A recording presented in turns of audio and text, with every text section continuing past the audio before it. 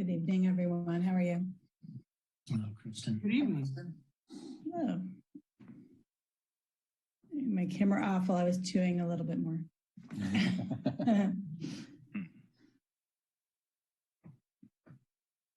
Good evening, everyone. Can you hear me okay? Hi, Lisa. Yep. Hi, Lisa. Good Hi. evening. Great.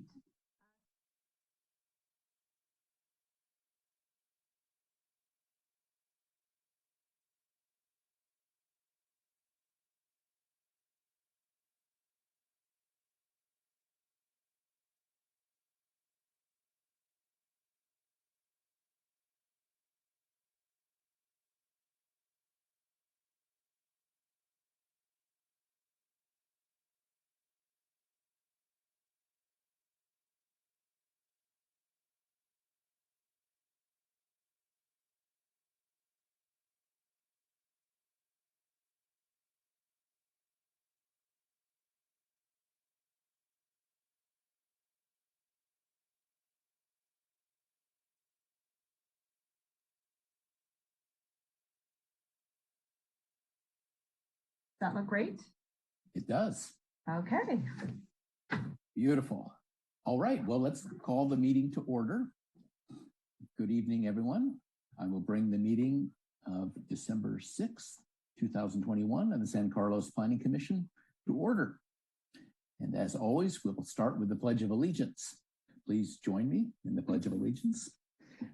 I pledge allegiance to the flag of the United States of America, Republic And which the republic for which it stands, nation under God, indivisible, with liberty and justice for all. Thank you. Roll call, please. Commissioner Garvey. Present. Commissioner Iacopone. Present. Commissioner Bradley. Present. Vice Chair Clements. Present. And Chair Roof. Present. The next item on our agenda is the public comment, and public comment is in this section is limited to items that are not on the agenda. The Commission may briefly respond to statements made or questions posed as allowed by the Brown Act, Government Code Section 54954.2.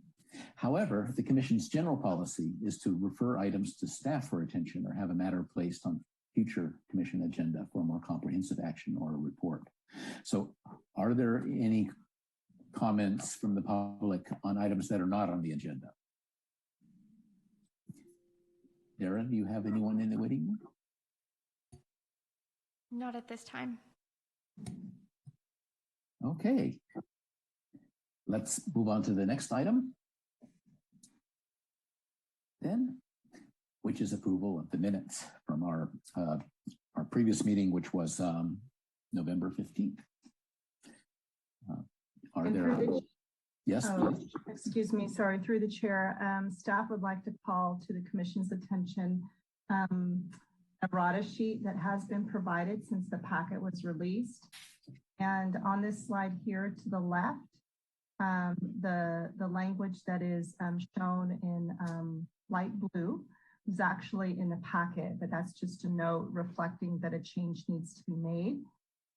Since staff noticed this error, we did send out a corrected version, which basically replaces that language with the two bullets shown to the right. And so I just wanted to call your attention. So that would be the correction made to the minutes that are in your packet. If you have further corrections to that, staff is willing to take those. Okay. So these are corrections to the October 18th minutes. Yes, per the motion made by the Commission to correct the minutes. I did notice the notation. Thank you for correcting that, Lisa. And do we have any corrections to the minutes from the November meeting? Yeah, Chair Roof, if I could please. Staff on packet page 6, in the middle of the page, there was a reflection of some comments that I'd made.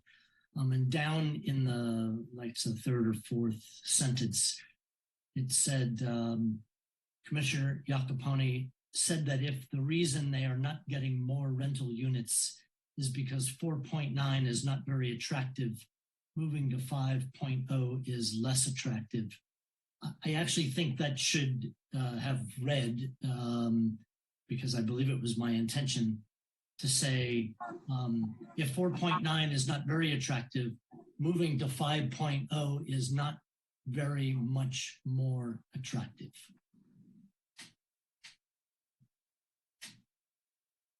Thank you. I noticed the same. Okay. Do we have any other corrections? Okay.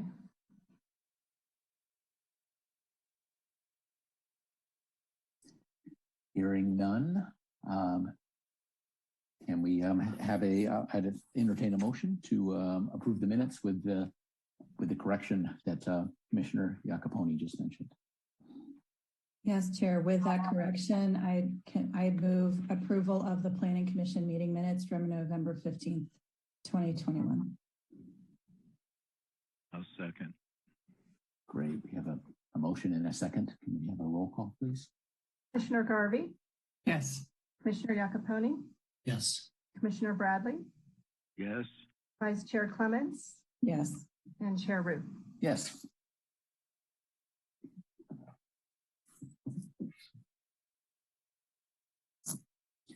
Okay, the next item on our agenda is the public hearing. And the procedure for a public hearing, the staff will present a report on the history, physical features, etc., on the application, followed with the staff's recommendations. The applicant will make a presentation. Thereafter, interested members of the community may speak on the proposal. When all interested parties have had an opportunity to be heard, the hearing will be closed and no further discussion from the floor can be held. The commission will then consider the evidence and make its recommendation. If you challenge a public hearing item in court, you may be limited to raising only those issues you or someone else raised at the public hearing described in this notice, the public notice, or in written correspondence delivered to the city at or prior to the public hearing. Speakers should state their name prior to addressing the commission. This will assist staff in preparing the minutes. The first item in our public hearing is 104 Sunnydale Avenue, APN 051-401-010 and APP 2021-00007. Appeal of director approval of the location of the external stairs that provide ingress and egress to a proposed second-story accessory dwelling unit. Staff, ready with your presentation? Yes. Good evening, Commissioners and Chair Roof. My name is Sarah Cadona, Contract Assistant Planner with the City of San Carlos. The item before you is a request for an appeal of the Director's decision to approve the location of an external staircase accessing a second-story ADU over an attached garage at 104 Sunnydale. The approved plans show a first-story addition and a second-story ADU over an attached garage. The project site is just over 6,000 square feet, located in the RS single-family residential zoning district. The proposed two-bedroom ADU will be about 790 square feet. Here are the existing conditions of the residence at 104 Sunnydale. This lot is located on the corner of Sunnydale Avenue and Elm Street, where the garage and the front door are located on Sunnydale's street frontage. On the aerial view map, the red arrow indicates the location of the appellant at 1730 Elm Street.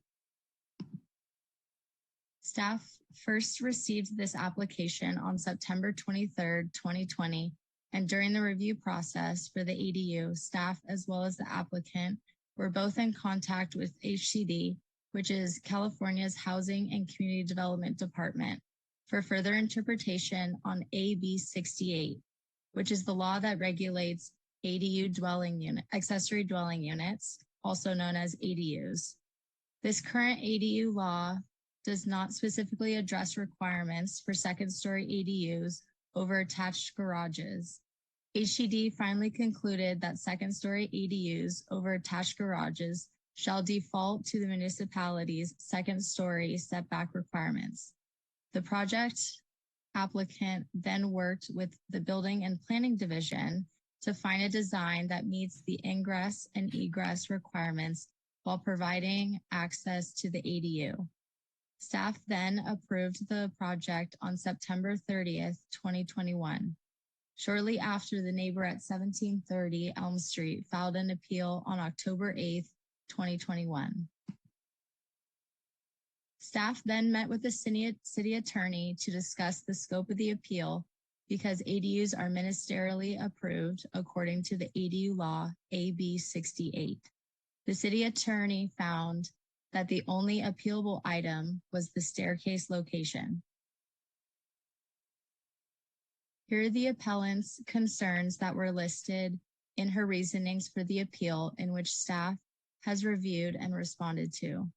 The concern marked in red highlight is the appealable concern, as staff had discretion on the staircase location. The appellant's other concerns noted above in black text do, however, meet our code requirements and therefore cannot be appealable. In the code section 1823210 subsection E4G, it states that balconies, decks, or open staircase landings that face the rear or side property line nearest the accessory dwelling unit shall not be permitted except as needed to allow ingress and egress. This led to city staff making a discretionary decision on the location of the stairs. The size and location of the approved staircase and balcony meet the minimum building requirements to allow for ingress and egress. This is an example of one of the previous proposed designs for the staircase and balcony. The external stairs would be located on the side of the garage and lead to a large open balcony. The balcony was proposed to be around 250 square feet. This proposed staircase/balcony design does not meet code requirements, as the language states as allowed for ingress and egress, which would mean that it must be near the minimum requirements and only allow for access to the ADU, not a large open space, which could be used for other purposes. Here's the proposed site plan. I have outlined the ADU and the staircase for reference. The proposed addition meets all setback requirements. Here's the first floor plan. As you can see, the staircase will need to cut into the wall of the garage. However, it still allows for the same number of parking spaces for the main residence. This slide shows the approved floor plan for the ADU and the stairs/access walkway needed for ingress and egress. Here are the elevations where you can see the different angles of the staircase/walkway.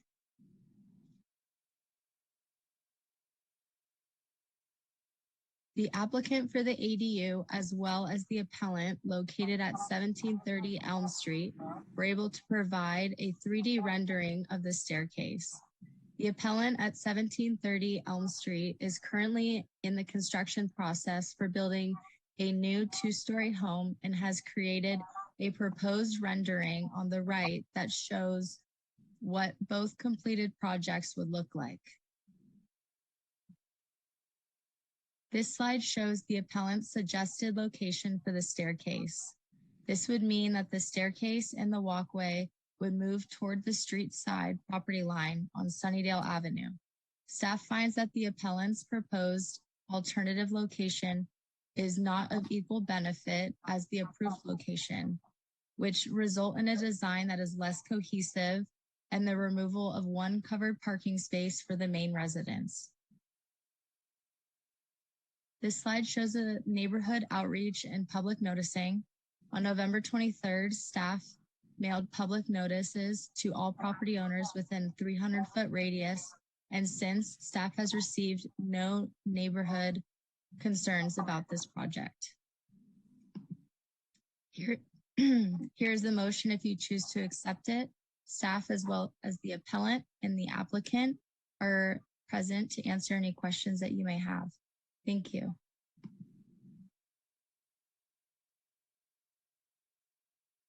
Well, thank you. Are there any clarifying questions from commissioners before we open up for public comment? Should we, does the appellant want to make a presentation? Should we do that before we invite public comment?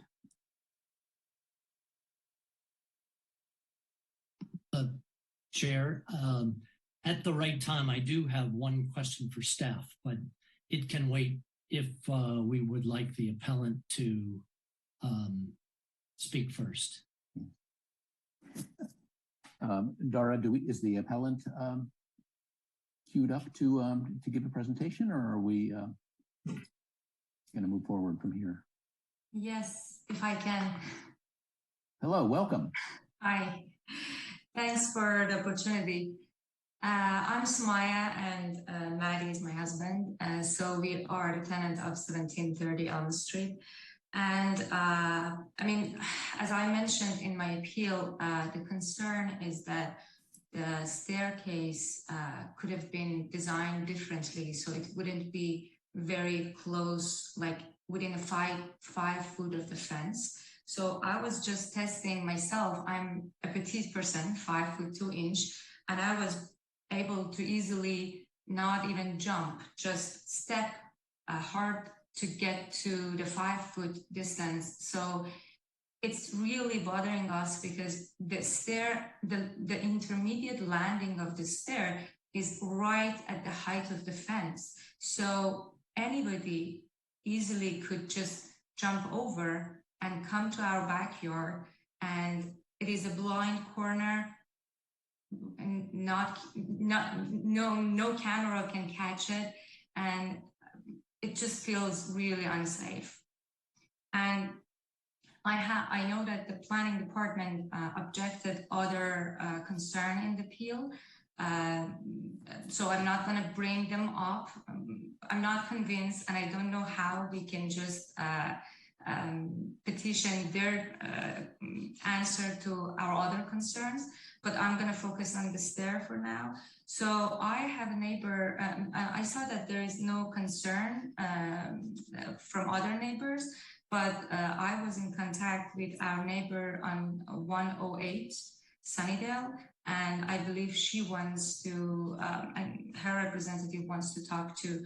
So this is not just my concern, it is their concern as well. And I would really appreciate it if you can just imagine one landing 5 foot away from your fence. And it is really, it just feel unsafe for our neighborhood. And the fact that this ADU unit could be rented within the 30 days rental period, it makes it worse, because if it was for our neighbor, obviously we would have no concern because we know them and they're really good people, and we're happy that they're going to have a second story and they're going to have a new home. But we are thinking about the potential that this project is going to bring. And this is the time that we can just look carefully. But if we pass this project and approve it, then that's done. And we cannot have any, I don't know how else we can control the situation if we don't do it now. So yeah, ADU being a rental property makes it really hard for us to understand how the planning department doesn't address our concerns at all.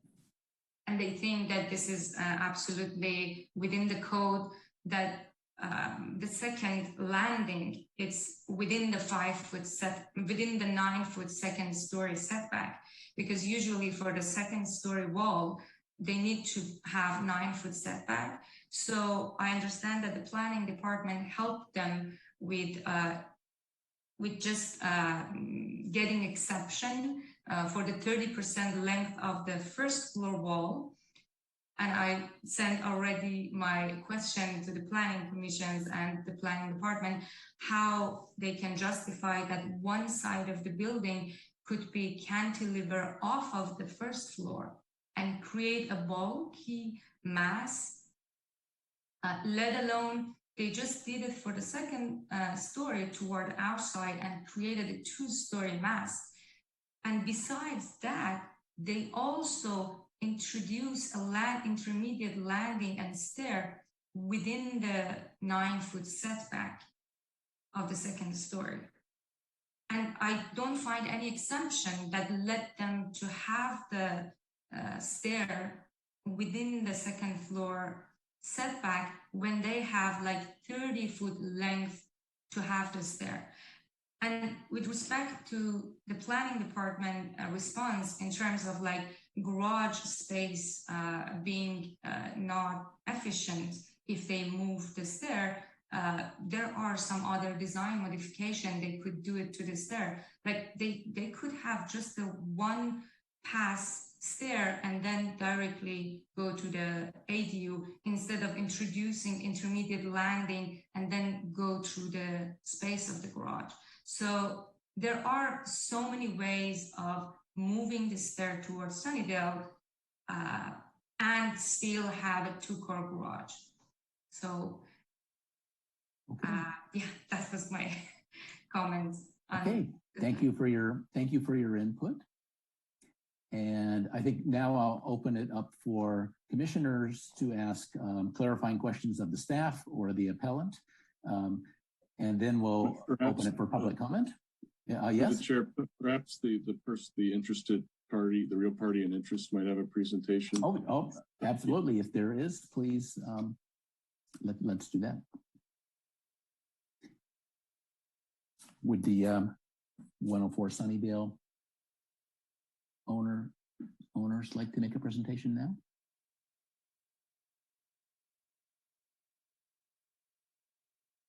Yes, I think we're working on getting them over to panelists. So just 1 second. Okay.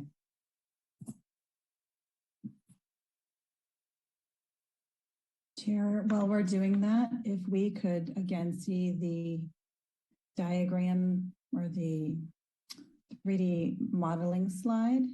Yes, thank you. Just to understand what the concern is. Thank you.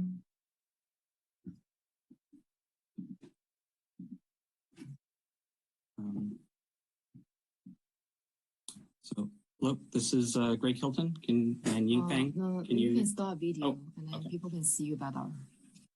Okay, now we see you. Okay. Oh, hi. All right. Hi, welcome. Hello. So I'm Greg and Yingfeng and our daughter Karina. Yeah. We're at 104 Sunny. So yeah, we were working back and forth with the city as seen in the agenda packet. We actually had quite a few other proposals for different stair locations.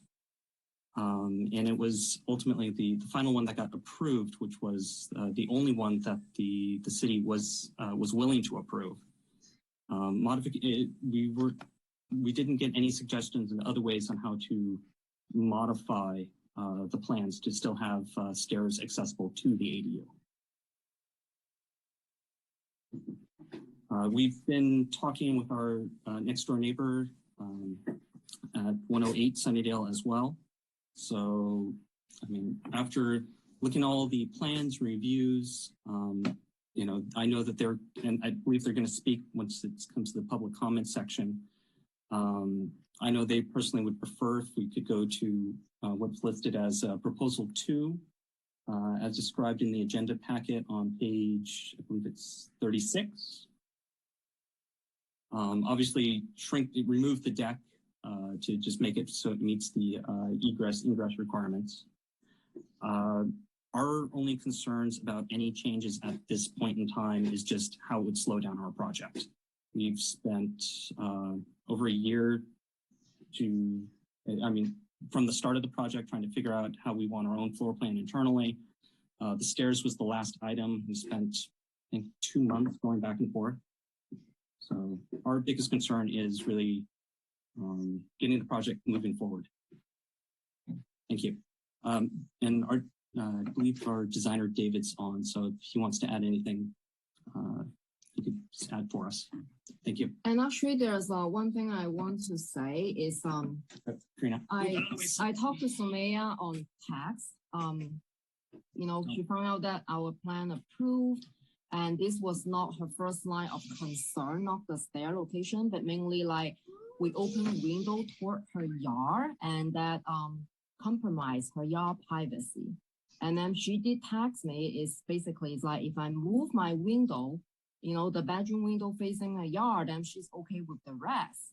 And then for me, it's kind of like, well, if I meet code, then it meet code. That's what I heard, right? And then when she built her house back in 2020, I think, or applying for the permitting process, whatever, we give full support to her. You know, she has a balcony looking fully directed to our yard, 100%, no screening sheet whatsoever. I did not complain at all because I just believe that, you know, this is the people's land. They build whatever they want as long as meet code. And then I'm just disappointed we didn't get the same green light. And then, you know, for the stair location, I know she explained it's a way like people really like jumping from the stair to the fence. But I talked to like multiple people, and people is like, well, if people really want to jump over the fence, they will not really go to the stair and jump. They just hop over the fence, you know? So I don't see how a stair 5 feet setback meeting the code, how does it like endangers the security? Okay, thank you. If your architect had something that they wanted to say immediately, we could take that, or we could just have that person available for questions. I'm here and I'll be available for questions. My name is David Kwapamaki. Hi, welcome. Thank you. I did have stuff to say, but Sarah did such an incredible job on her presentation that she pretty much covered everything that I would say. So I'll be here for questions if you guys need, and felt that it's not necessary to reiterate what she's already put in. Okay, thank you. So what we'll do now is we'll open it for clarifying questions from the commissioners. Then we'll open it for public comment if there is any, and then we'll have our commissioner deliberation.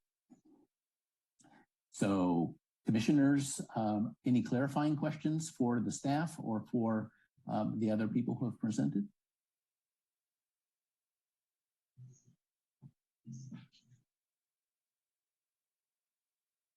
Well, maybe I'll start off with one, just, and please keep this renderings picture up. It's very useful.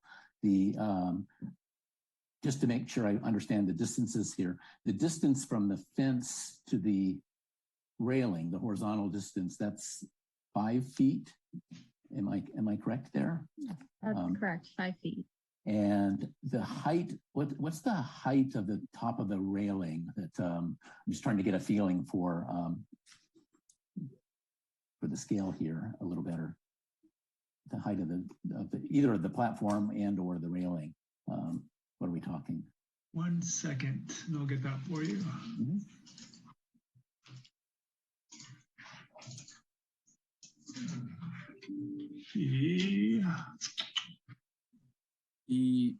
I believe, yeah, this is Greg. I believe the railing should be about a similar height to the roof line, which is what is that, 10 feet, 11 feet, I believe.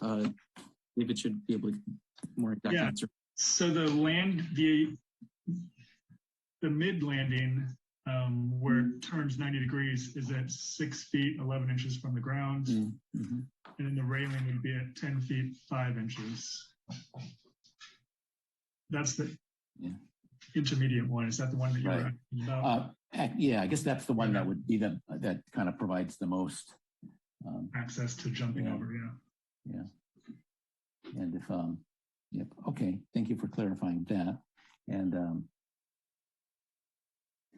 are there clarifying questions from the commissioners before we open for public comment? Yes, I see Commissioner Iacopone has his hand raised. Oh, thank you. Sorry, gotta get that. Thank you.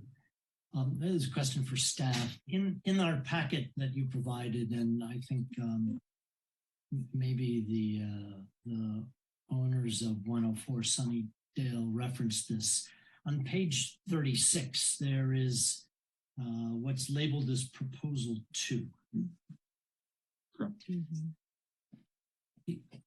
Can staff say why that was not approved?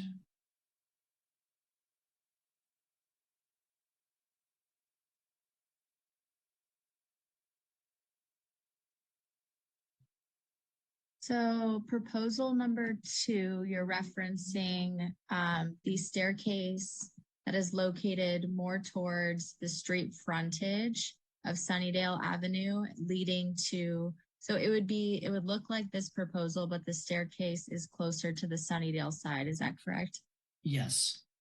So that wasn't approved because it also has a large balcony like this, and a large balcony would not be allowed because we need to allow as needed for ingress and egress. So this is much larger and would allow for other functional activities, like you can put chairs or tables out there for enjoyment, where this code section purely restricts and talks about just accessing the ADU.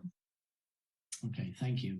I was thinking that might be the case. And so the follow-up would be, if there was a scenario where there were no permitted balcony, meaning it were gravel roof or with railings on both sides, and the only purpose was to walk across that part of the garage into the unit,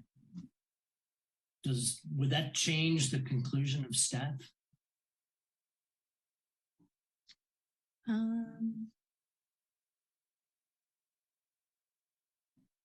So you're saying, I guess, move or have the staircases located in proposal 2 and have a railing that goes straight across for access?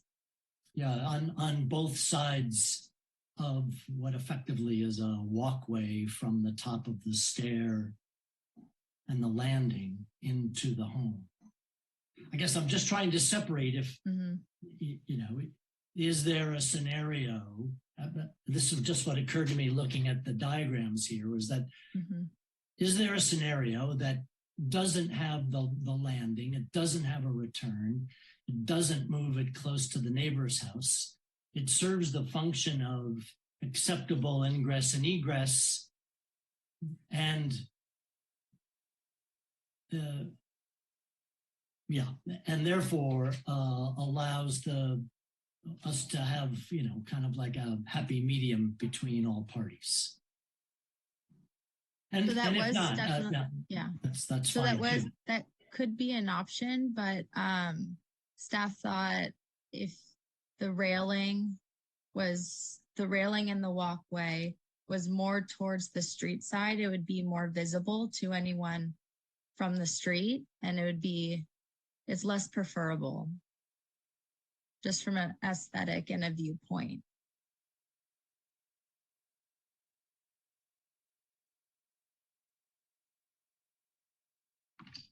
And through the chair, if I could just jump in quickly, Andrea Martistich, Principal Planner, to just go along with what Sarah was talking about. Our biggest concern from the beginning was, as shown on the plans, the large balcony. So once we got a proposal that didn't include that, we were then trying to figure out a way to grant access to this ADU. And there were a lot of different options in addition to what's shown tonight. One option was the stairs punching through the garage roof. Another was the stairs at the midpoint. But to kind of boil down the answer to that, the biggest concerns that we need to comply with are that it's meeting the setbacks and any fire or building code requirements.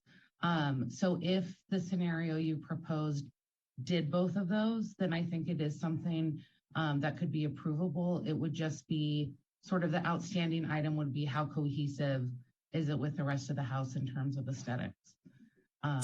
If that answers the question. Yeah, thank you. Maybe my observation looking at this on the screen is, I'll call it from the top of the landing at the back of the property to the ingress door is quite a bit of the roof of the garage already. In fact, we might end up with smaller portion and therefore a smaller landing. So the reason I'm raising this is because in our packet, we were provided 3 options, one of which is there an alternative? So vote yes and support, vote no against support, or come up with an alternative. In this, I'll leave it to my other commissioners to weigh in, but that was my thought on what might be a middle ground. Thank you. Are there questions? Oh, Commissioner Clements, did I see your hand? No, I don't. Yes, Chair, if I could just quickly follow up on that idea.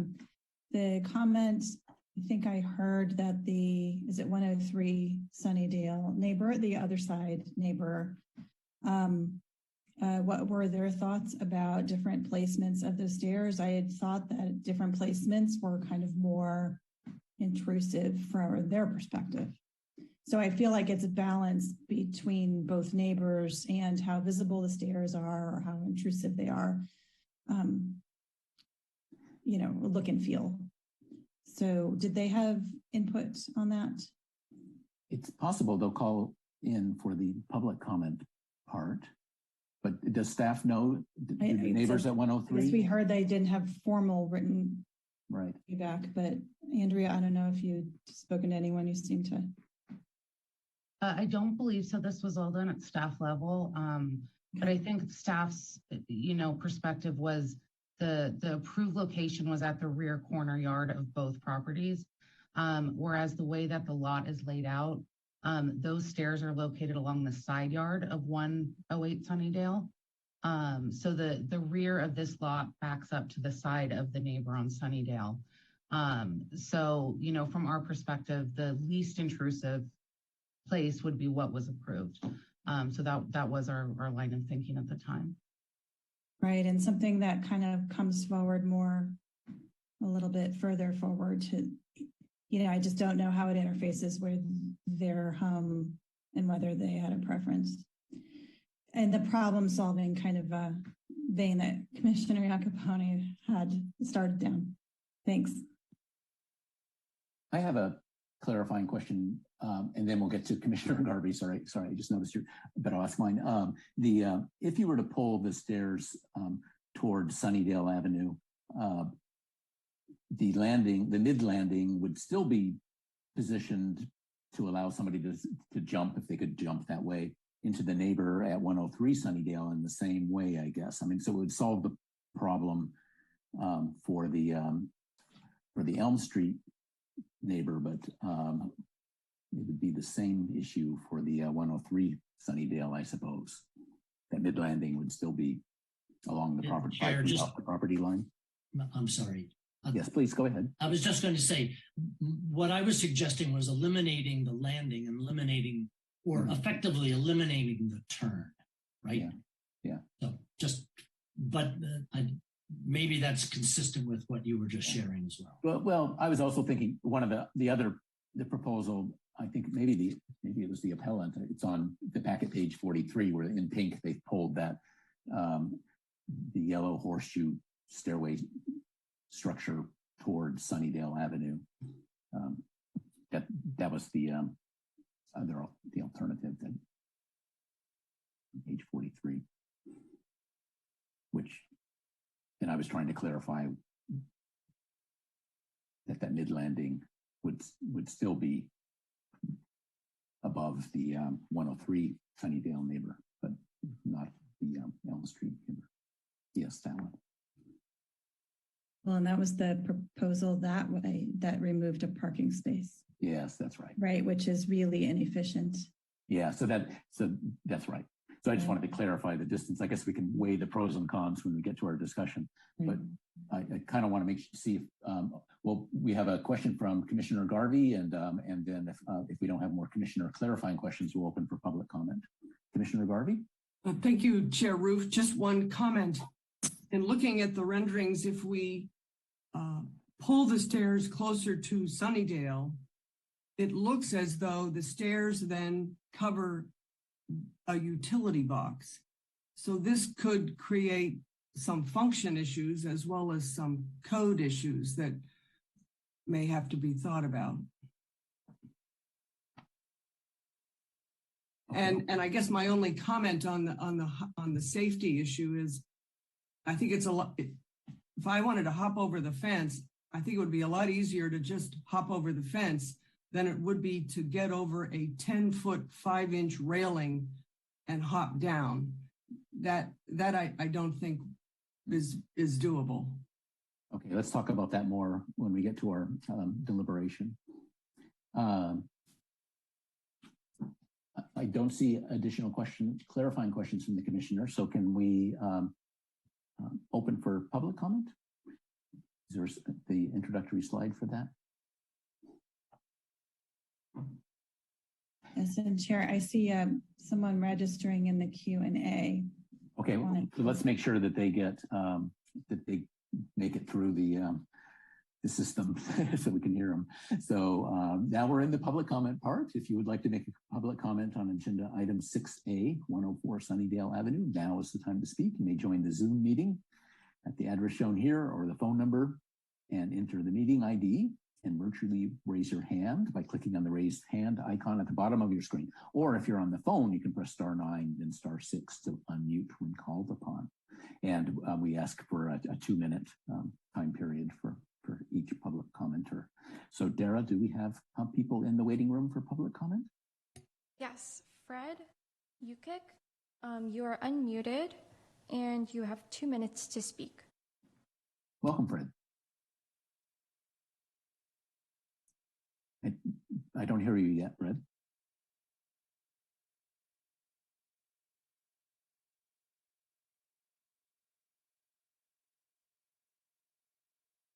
I think we need to get Fred unmuted.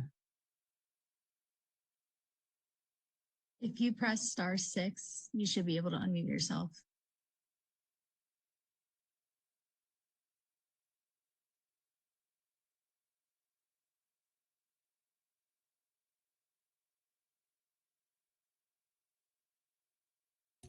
Fred, you're unmuted.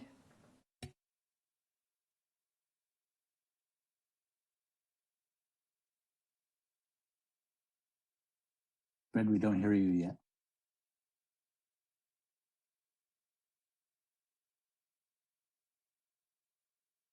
Well, Dara, is there anyone else? Maybe we could, in the waiting room while we get Fred worked out? Michael Patrick? Hello, Michael. Hi there. Can you hear me? Yes, we can hear you. Welcome. Lisa, my wife and I are the people who you've been talking about. We are the ones who are right next door to the staircase. It's 108 Sunnydale, not 103. Oh, thank you for that. We feel very strongly in favor of moving the stairs forwards towards Sunnydale Avenue. It actually makes a really big difference to us. Right now, the proposal that's been approved would have the turnabout and the landing looking straight down into one of our windows. If you move the stairs forwards towards Sunnydale Avenue along the lines recommended, or at least the question asked by Commissioner Iacopone, that would be ideal for us because that portion of our house further towards Sunnydale Avenue doesn't have windows. So just pushing those stairs forwards makes a very big positive impact for us. We're very concerned about noise, traffic issues in the stairs, and think that because this is something that the staff or the commission has discretion on, that we would hope you would take into account our strongly held feelings that we'd like to see the stairs move forward along the lines of proposal 2, and that staff look at ways to make that work. I understand that the current proposal may not be perfect. There may be issues with moving utilities, but these seem to me to be things that are addressable within the boundaries of discretion. given the fact that we feel that this is having the current proposal that's been approved would have a negative impact on us, and moving the stairs forward would have a very positive impact on us. So we'd ask that you all look further at alternatives that would mitigate a very strong negative impact on us at the present time. We didn't comment earlier because we hadn't seen these plans before they were approved. We have no problem with our neighbors building the ADU. We just want those stairs moved forward to Sunnydale Avenue in a way that doesn't cut into their garage, and I think that is achievable. I think there's a clear way they can run the stairs longer back from Sunnydale Avenue. And to the point about, oh, the stairs will be too visible from the street, I think there's a very simple solution, which is build a screen in front of those stairs that blocks the view of the stairs from the street. And since we're in discretionary territory here, it seems to me the balance, would favor move the stairs forward, screen the stairs so they're not visible, have the stairs run all the way up in one run so they're not cutting into the garage when they turn.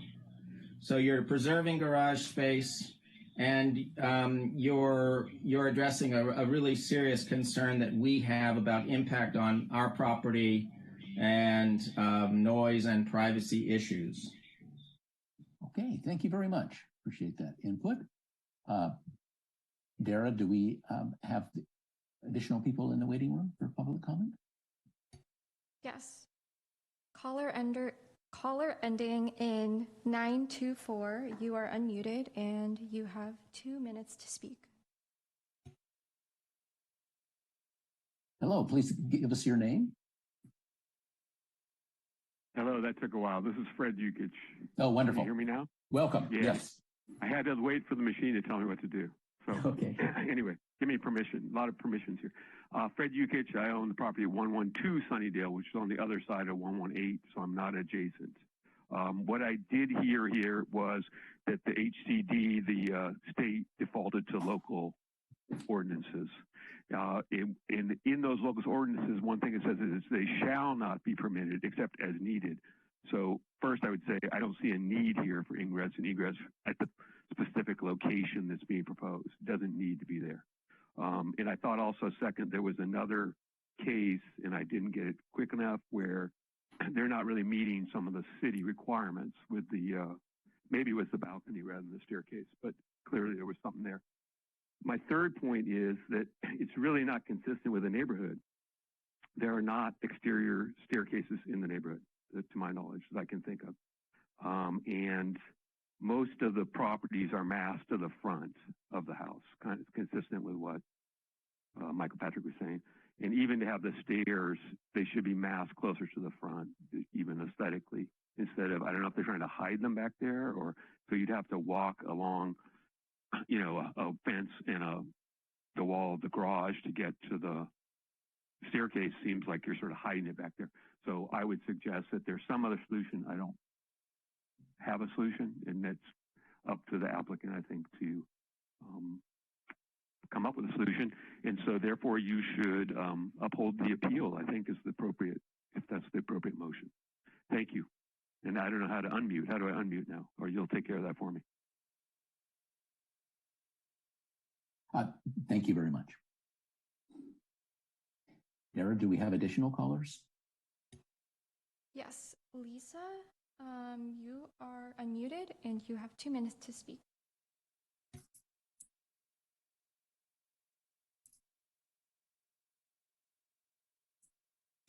Lisa, we don't hear you. Oh, here we go. Can you hear me now? Yes, we do. Welcome. Okay, great. Thank you so much. So I'm Lisa Noble, and I'm at 108 Sunnydale, and you heard my husband Mike speak. I don't want to take up too much of your time, but I just wanted to emphasize what a positive impact it would be for us if the staircase could be moved forward, as my husband described, and as also one of the commissioners was asking about. It would be a modification of proposal 2, where you have a straight stairway run from the front of the property or the house up to the appropriate level. So you would then just turn and head right to the door. That would be a huge improvement for us because we're concerned about just the traffic that you would get with a 2-bedroom unit that could be potentially rented to multiple adults or a family with kids. Thinking about UPS deliveries, FedEx, Amazon, and all that, just to have traffic that's 3 feet away from our window that looks right onto that proposed location of the staircase, I think would be really unduly intrusive when there is a less intrusive alternative available. I think it would be it'd be a workable solution for everybody. And it also has the benefit too of alleviating the concerns from our Elm Street neighbor as well. Thank you. Thank you so much. Thank you for your input. Dara, do we have additional callers? Greg and Yingfang, your hand is still raised if you would like to speak. Yeah, it's just I want to add on this fact that I forgot to mention previously is this ADU is really intended for my parents and they are waiting for this to fully retire. So I am not really intended to really rent it out, just like, like high turnover, whatever. So, they are like in their 60 something. So maybe I hope they live long enough. It's like 20, 30 years for both of them. So it's not this like high tenant turnover concern. For me, I understand the neighbor's concern as well, but I just want to this is just one thing that my mom told me many times. She spoke to me. She's like, it takes so long to get this done. I mean, and she's not in her best state of health. So I really want this project to just be moving and have her move in when she's still healthy enough to enjoy it. That's all. Thank you. Thank you. Dara, is that everyone lined up to call? Lisa, your hand is still raised if you would like to speak. Oh, yeah. I just wanted to reply to what Yingfang just said. Totally appreciate her point about her intention of wanting to have this accommodation for her parents and that's her intent for long into the future. But the decisions we make today or at present on this property have impact for the long term, and no one can predict the future. And although she might have every intention of having her parents be there, that's not necessarily what would happen. There is a possibility that perhaps they sell the house, in the future, and somebody else is making the rental decisions on that 2-bedroom apartment. So, although I appreciate what she's saying, that doesn't really give me comfort. So we would definitely greatly appreciate having the stairs move forward closer to Sunnydale to just alleviate the concern that we have with the present location relative to our window. Thank you. Okay, thank you. Are there any new callers that we haven't hit on yet? No callers. Oh, one more. Caller ending in 470. You have 2 minutes to speak and you are now unmuted.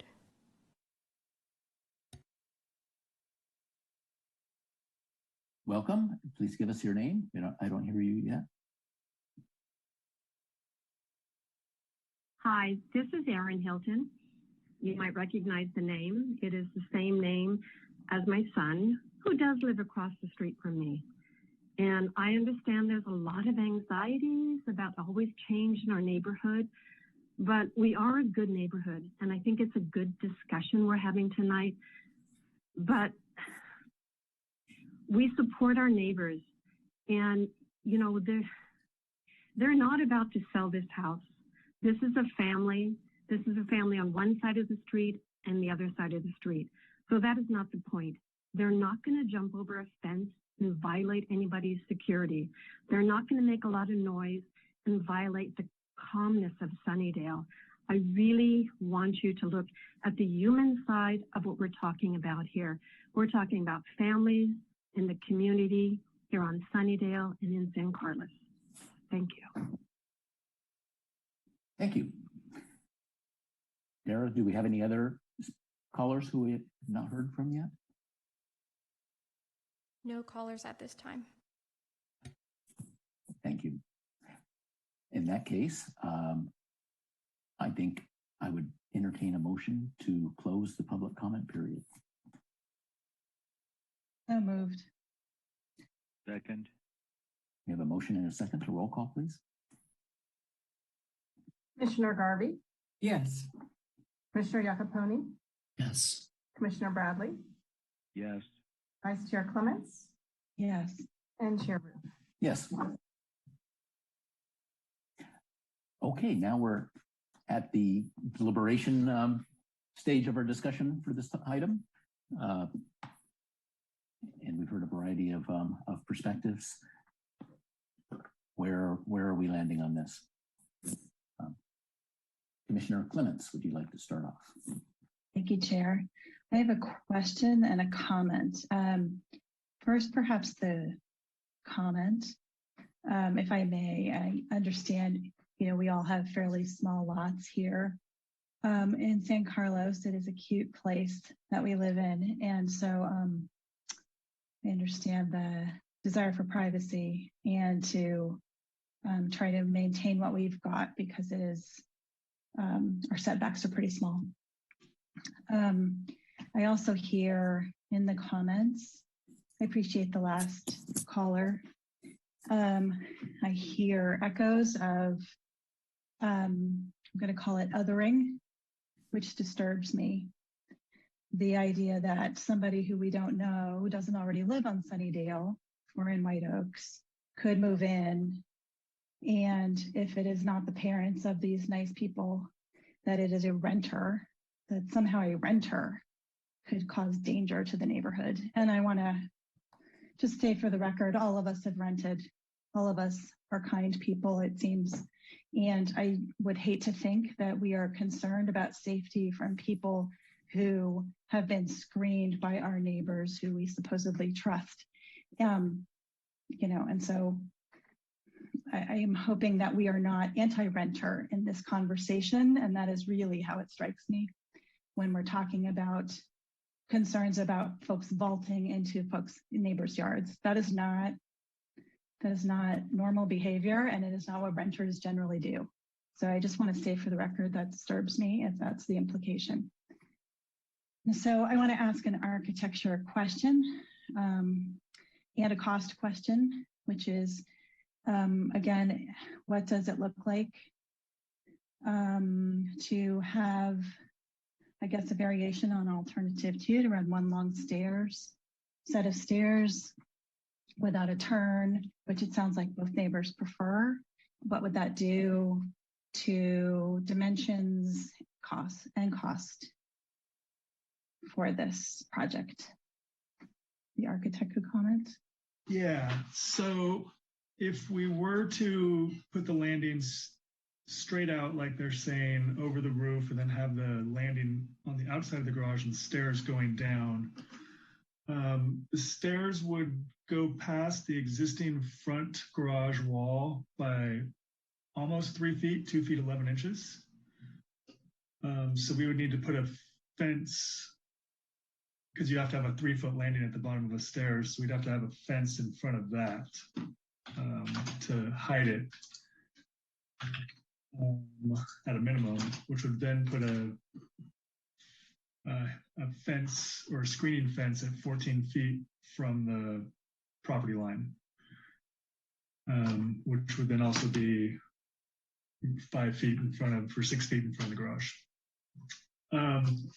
Cost,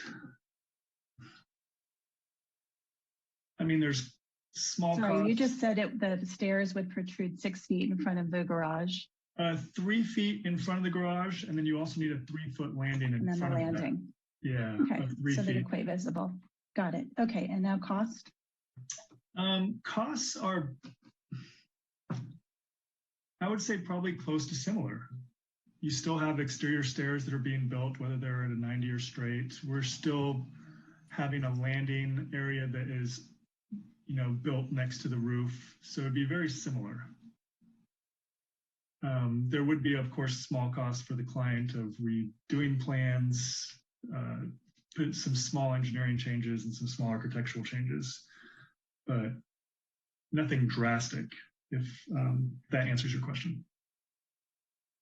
Thanks. And can I ask staff any cost to resubmit and have another round of review? Through the chair, I don't believe they've submitted formally for permits yet. I'm not sure if that's the case, but this is minor enough of a change that we would just review it as part of the building permit set, and planning would not take in additional fees. And also to add to that, I know the homeowners mentioned a concern with timing. So that's something we could definitely work on with them to do it, simultaneously with building, so it's not adding additional time on our end. Thank you, Andrea. And then I'll ask one other question, which is about parents. How many who may or may not love climbing stairs? After a while, I know my father's knees are not what they used to be, and he has difficulties. So how many steps would there be? And so this would be one continuous stretch of stairs with no resting point. How many stairs estimated could there be? I'm showing 19 stairs. My dad would not make it up that, but my dad is older than the residents' parents, but God willing, they also make it into their 90s. Okay, thank you. That's all, Chair. Additional comments from commissioners?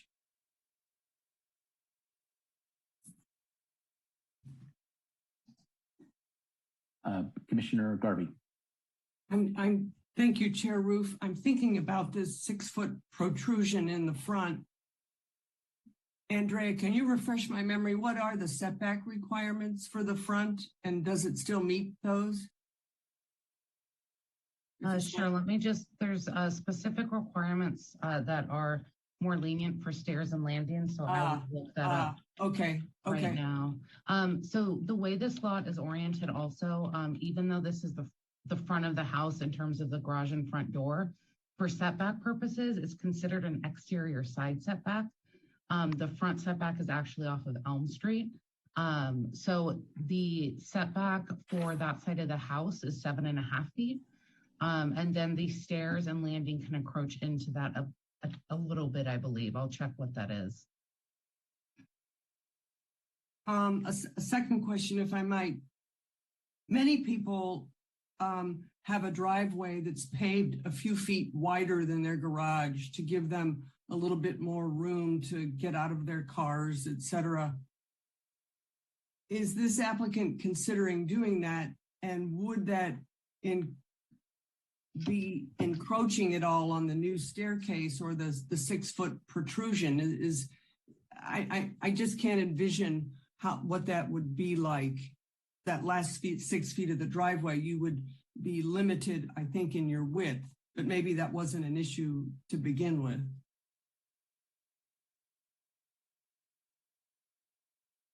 The garage door isn't completely to the left side of the garage, so we would still have usually the driveways kind of are in line with the garage door opening. So we would still have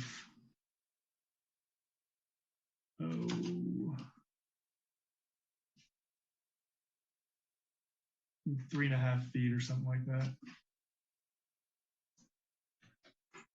And one final question for the architect, if I might. David, do you see a problem with the stairs if we move them forward to Sunnydale, covering up the utility box? And is that able to be relocated, or is that? So sorry right now there's a gas meter and an electric meter right there. And we were also going to propose to put a second gas and second electric for the ADU. So we would just have to move that with PG&E. Moving meters with PG&E is notoriously complicated, time-consuming, and not fun. We try to not move them if possible, but that being said, it's not the end of the world and can be done. Thank you. Did that cover everything? Thank you. Yes. Yes. Okay, great. Sorry, but just picking up on that, that could cause delay with PG&E's approval of the new location. I'm sorry, what was that? Sorry, David, that was a question. That could take additional time for PG&E to approve the new location? Yes, they are very slow for moving gas meters and approving them and all that. That's my understanding also. Yeah. It's kind of a nightmare. Yeah. But it is something that is doable. It just takes a long time. Thank you. Yeah. Well, I'll take my turn to give my impression here. And first, I'd like to acknowledge the context of ADUs and the new ADU laws that we work under now allow these to be built, and we have to provide ingress and egress. So stairways are a new thing that we're dealing with here. It's probably worth it for us to be spending this time grappling with the issues that they pose, because it's not going to be the last time, I suspect. But it is a new situation. So with the new ADU rules, where we have to accommodate them. My second thought is that the comments about privacy resonate with me. I can see how if somebody, it's pretty close distances. And so the privacy concerns, I think, are valid. I mean, there is a 5-foot distance, but still that's pretty close. And it is right over the previously private areas of the backyards of the neighbors. So that weighs pretty heavily on me. The danger of somebody leaping, it must be more than 10 feet drop and a 5-foot horizontal sounds, that doesn't sound too likely. And we've already pointed out that the jumping over a fence or something could be in the same realm of a possibility. So the security concern resonates for me personally a little bit less, but the privacy does, and having a neighborhood compatibility. We want to try to mitigate the privacy concerns as much as is practical within the realms of what's reasonable, and still let an ADU be built without having unnecessary delays, which is also not appropriate. And so, I'm somewhat tending towards saying it's okay the way it is if the owners would be willing to look into a way to pull that back in an efficient way. Perhaps we could I'll toss it out there, and then we'll continue getting input from other commissioners. We might be able to continue the item to the next meeting and then finish up if there's a slightly modified plan. Those are my comments. I see, Ellen, you have additional comments. Thank you, Chair Roof. I forgot I had one additional comment. I have neighbors who have a similar situation with the landing. In order to give more privacy to both of us, there's a narrow, they've planted on the landing a narrow pot that has bamboo, I think it is, something that it just provides a little screen so that there's not direct eye contact or direct ability to look through. It's a very lovely green shield. It doesn't take up much space. And so I'll just offer that as another suggestion as to how to address the privacy issue if we were to keep it the same. Thank you. Commissioner Clements. Thanks, Chair. Your comment about we need to support building of ADUs, I do want to throw my hat in that ring as well, because the state laws were changed because there were so many conversations across the state about, well, we can't really do them here, or it wouldn't really be compatible there, or they had appeals that really made construction so costly that it wasn't really feasible for a lot of people.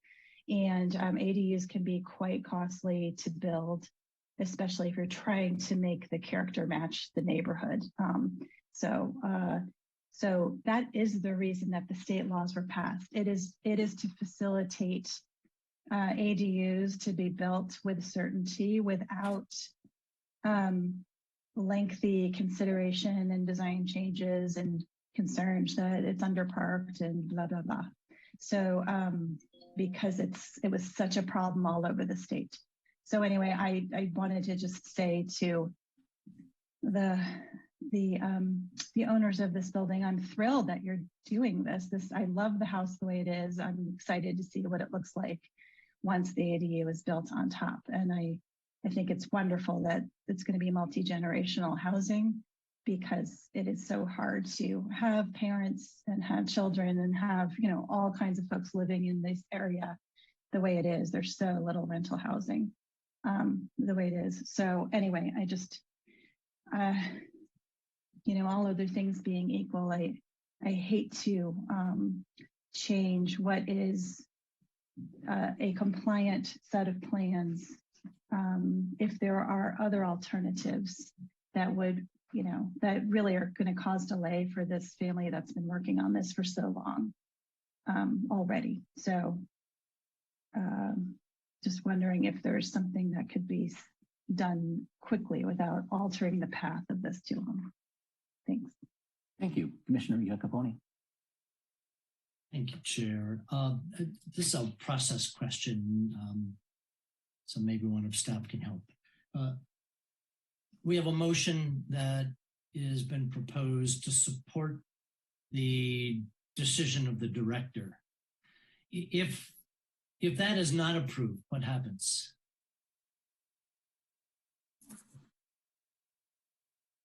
Staff, can you answer that, please? Yeah, this is Greg Rubens, city attorney. If this is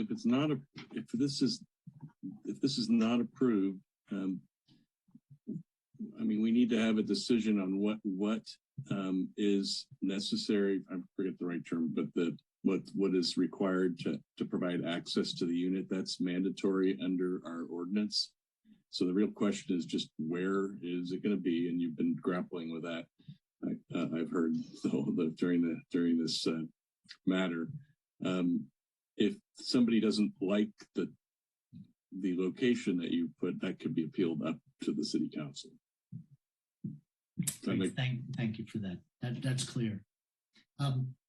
So my reflection would be, the homeowner said that they preferred some version of option 2. Both the neighbor to the rear and the neighbor to the side said that, well, certainly the neighbor to the side said they would very much appreciate option 2 or some version of it. The neighbor to the rear, with their comments, since they have already proposed sliding the stairs forward, I'm taking it that they would prefer to not have the stairs so close.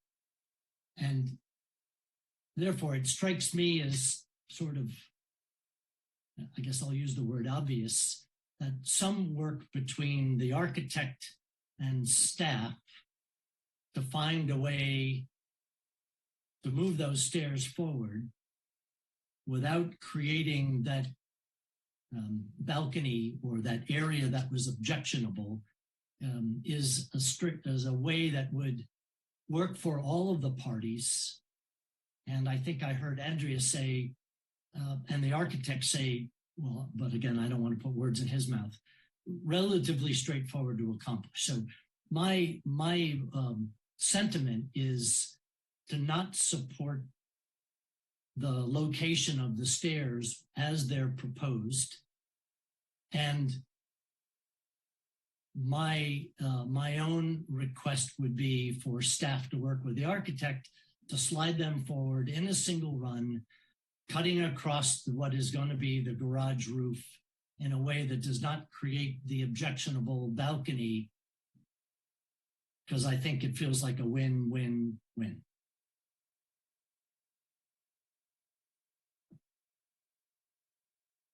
Thank you. And I don't see additional commissioner hands raised.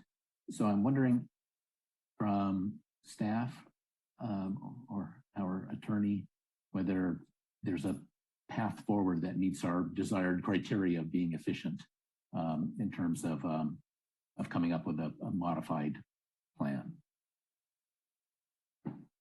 I'll start, and maybe the staff can chime in. One of the issues that I think is there's some code compliance issues. So whatever direction you might give us to develop a different design in consultation with the applicant would need to take that into account. And I'm not talking about the ADU law. I'm just talking about building code requirements. I think there is a requirement that there be a landing at a certain point on stairs. The architect or staff can correct me on that, but I think we need to do that. But there may be a way to have a jog or something like that that would create a legal landing there that kind of accomplishes your purposes. The one problem that I would foresee is that if you do that delegation, then we might be back at square one, and someone might appeal that again. Because it's still ultimately a staff decision at that point. So if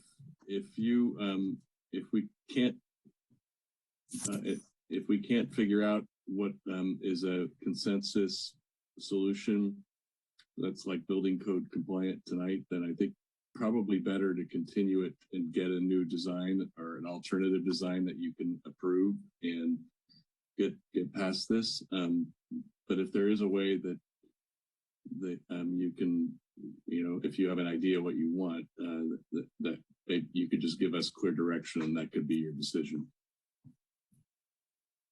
Okay, we can see if the commissioners and the interested parties, agree to a continuation type solution. Commissioner Garvey.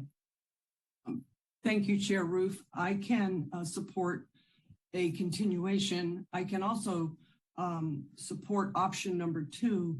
For me, the rub comes if moving the utilities becomes lengthy or problematic, then I believe that the current option that staff has put before us tonight is preferable. I agree with Vice Chair Clemens that the state law's intent is to allow ATUs to be built efficiently and quickly. And in that spirit, I don't want to drag it out because PG&E is taking, 6 months to approve a utility relocation. So that for me would be helpful to know if we continue the item, what is the timing like on that, and is it reasonable? Thank you. Staff, could you give us an idea of the timing impact of a continuation? Sure. So a couple of thoughts I had as that was being discussed. The next hearing is December 20th. Notices have already gone out for that. So if this were continued and everyone agreed that that was doable, the item would need to be continued specifically to that date this evening. We could, in the meantime, set up a meeting with building and the architect and homeowners within the next few days to go over some possible alternatives, see what we can come up with. Greg is right that there are some building code requirements about landings. So I'd be more comfortable if we had our building official weighing in on those designs. And I think one thing that also could probably help speed it up is if the commission were agreeable to seeing, sketches and site plans rather than the formal plans drawn up at the next hearing. That might save some time as well. The formal plans and structural plans would of course be required as part of the permit. But I know the time that it takes to draw those and, print them and get them all to scale might not be, doable within the next week and a half when we would have to get everything ready. So those will be my suggestions if the architect and owner believe that, that time frame would work for them as well. Okay. Greg, can we solicit feedback from the appellant and the owners and the neighbors on this plan that Andrea just laid out? Just want to open it for public comments, or can they just talk? Well, you have discretion to continue something, but I think it is most appropriate with this type of application, since there's some building code implications and some need to take a look at what could possibly be done to continue it to the immediately next meeting. Okay. So in other words, you don't have to ask permission of the parties to get a continuance, because once you continue it from a public hearing, you've continued the hearing and you don't need to renotice it. That's not really an issue. Okay, wonderful. Handle it that way. Okay, well, let's see. Commissioners, are we ready to make a motion to continue? I would entertain a motion. Just as part of the motion, you want to reopen the public hearing so that it's reopened for the next hearing or next meeting. Okay, so I guess I need first a motion to reopen the public hearing part of this topic, and then we can make our specific motion to continue if we so agree. Chair, point of order, wouldn't we only be reopening the public hearing if we were not going to vote tonight on the merits? So it would be one motion to reopen the public hearing and then continue it to the next continue it to exactly. the Exactly. Yeah, so that would be one. So I guess that's two sequential. One motion. It could be in one motion. Okay, one motion. I will move to reopen the public hearing and continue this item to a date certain of December 20th, 2021. Second. I have a motion and a second. Are we ready to ask for a roll call? Any objections or considerations before we move to the roll call? Okay, a roll call, please. Commissioner Garvey? Yes. Commissioner Iacopone? Yes. Commissioner Bradley? Yes. Vice Chair Clements? Yes. And Chair Rue? Yes.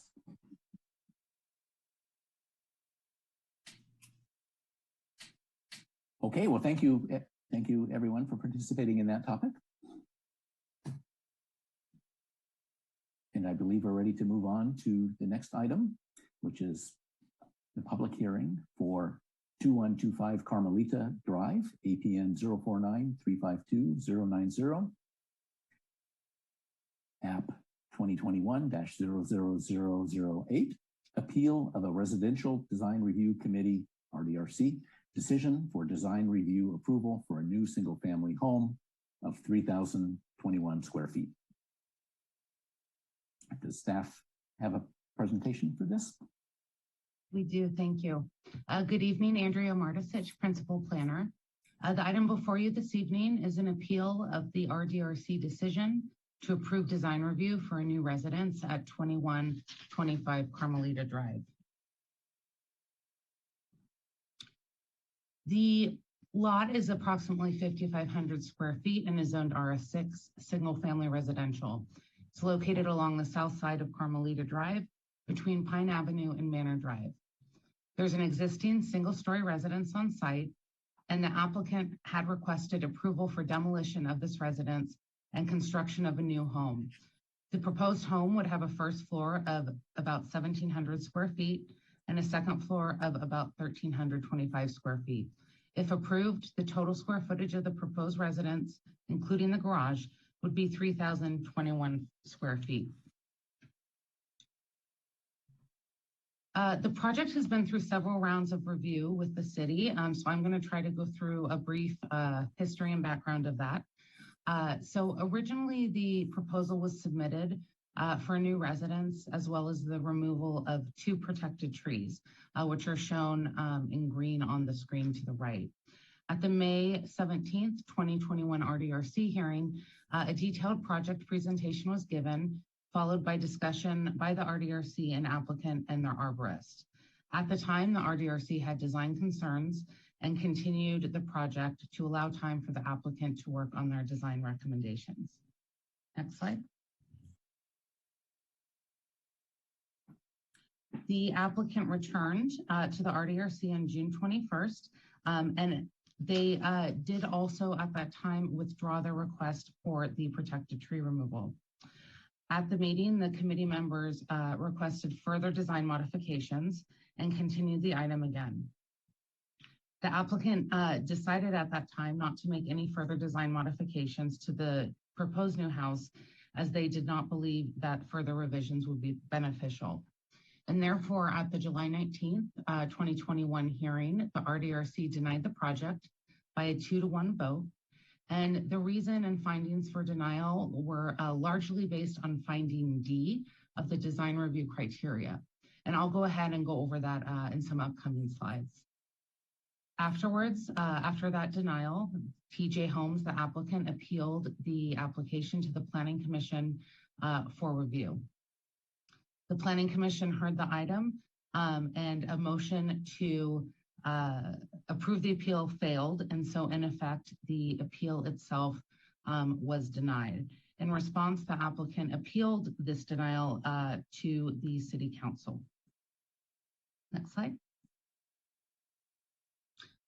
After the appeal application was made to the council, the applicants decided that they would like to try to do some redesign to the residence in order to address some of the concerns of the RDRC. This new design, and this is the one that will be before you this evening, was approved by the RDRC. As a result, Thomas James Homes withdrew their appeal for the original application that was scheduled to be heard before council. So this design that was approved by the RDRC was approved by a 2-0 vote. And the RDRC found that with the design changes, all of the findings, and specifically finding D, could be met. Subsequently, the neighbors of the proposed residence appealed this RDRC approval, and this appeal is what is before you this evening. So just to clarify in terms of the action taken this evening, the Planning Commission, if the Planning Commission chooses to deny the appeal, that would in effect uphold the RDRC decision and approve the house. If the Planning Commission approves the appeal, then the RDRC decision would be overturned and the approval for the house would be, or I'm sorry, the house design would be denied. Next slide. So just a refresher about the site. Again, it's approximately 5,500 square feet. This shows a view of the house looking towards the east. Next slide.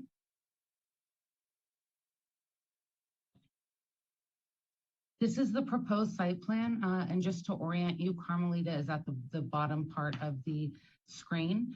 In terms of the building footprint itself, the lower level footprint is the gray outline, and the upper floor footprint is the hatched area. You can see 4 circles on the screen. The 3 green circles represent existing trees that are protected, that are proposed to remain. And the red tree, the red circle represents a black walnut tree located at the front of the lot that is now proposed for removal. However, this is not a protected tree and so does not require a permit. However, this has changed from the original approval, so I did want to point it out for you. Next slide. In terms of the floor plan, sorry, this is, yes, the first floor. The first floor shows the 1-car garage on the left side of the screen. And on the first floor is a great room, kitchen, and dining room, as well as one of the bedrooms and a bathroom. Next slide. The second floor, I wanted to point out, has about the same square footage as the previous design. The significant change that occurred from the last version of this that the Planning Commission reviewed was that the quote-unquote courtyard area that is on the upper floor before has now been filled in. So square footage from the rear of the second floor has been brought in to fill in the area that was cut out at the middle of the house. And that has resulted in about a 6-foot reduction in the depth of the second floor. And I'll go ahead and show that more clearly on the elevation in some on the elevations in some upcoming slides. Next slide, please. This is the front elevation. The proposed residence is designed in a traditional farmhouse and craftsman style with the use of high quality materials, including a combination of board and batten and horizontal wood siding. There's also, as you can see, traditional window trims as well as gable and shed roofs. One of the previous concerns that came up with the design was the proportion of the residence in terms of the second floor proportion to the first floor. So to address this, the applicants added a roof between the first and second floor along the right side of the house, or I'm sorry, along the right front of the residence, and also removed some transom windows. If you go to the next slide, you'll see renderings of what was before the Planning Commission previously and what is before the Commission now. So you'll see on the left side, that was the previous proposal that was denied by the Planning Commission and RDRC. And what's before you this evening is on the right. So again, to reiterate, you can see on the second floor, the transom windows above the 4 windows in the front have been removed. The overall height of the gables have come down, and the roof was added below the gable on the right to better provide proportion between the 2 stories. That roof, in effect, created a porch along the front right side. So that is also another significant change for the front view of the residence. Next slide, please. In terms of the elevations, the applicants are proposing to, for the most part, provide either 5-foot or 6-foot sill heights for the windows for privacy reasons. This was something that they proposed earlier on in the project, and they are carrying through. Next slide. For each of the elevations, I'll show the proposed elevation as well as a subsequent slide with the comparison. And so on the current proposals, I clouded the areas that are the most significant changes. So on this slide, you can see that the rear portion of the second floor has been brought in several feet. And that is a result of being able to utilize area that was previously open on the second floor. So bringing in that rear setback, which in effect changed the roof line at the rear. You can also see at the front of the residence that front porch is bumped out more than the previous proposal. Next slide, please. So this is the right elevation. Again, you'll see the 6-foot sill heights for the window. And if you can go to the next slide, I'll show the comparison between the 2 versions. So this is really where a significant amount of change happened on the second floor. On the left side, you'll see where the house stepped in quite a bit, where those 3 windows are in the middle. That has now been completely filled in with the floor area, which again has allowed the house to bump in at the rear. You'll also see the side view of that front porch and added roof line under the second floor gable on the right side. You'll also see at the second floor that there's one continuous roof line now, rather than it being broken up as before for the various massing portions. Next slide. From the rear, there's 2 large trees back here again, both of which are proposed to remain. They are protected trees. And the next slide will show the change in design. So you can see that the gable was made wider at the rear now that the square footage has been pulled in a bit. But beyond that, not too many significant changes from the rear view. Next slide. Again, wanted to just show the different views from the previous submittal and current submittal. Most significantly on the bottom 2 pictures, you can see along the right side where that courtyard area was on the second floor, now being completely filled in as shown on the right side. Next slide.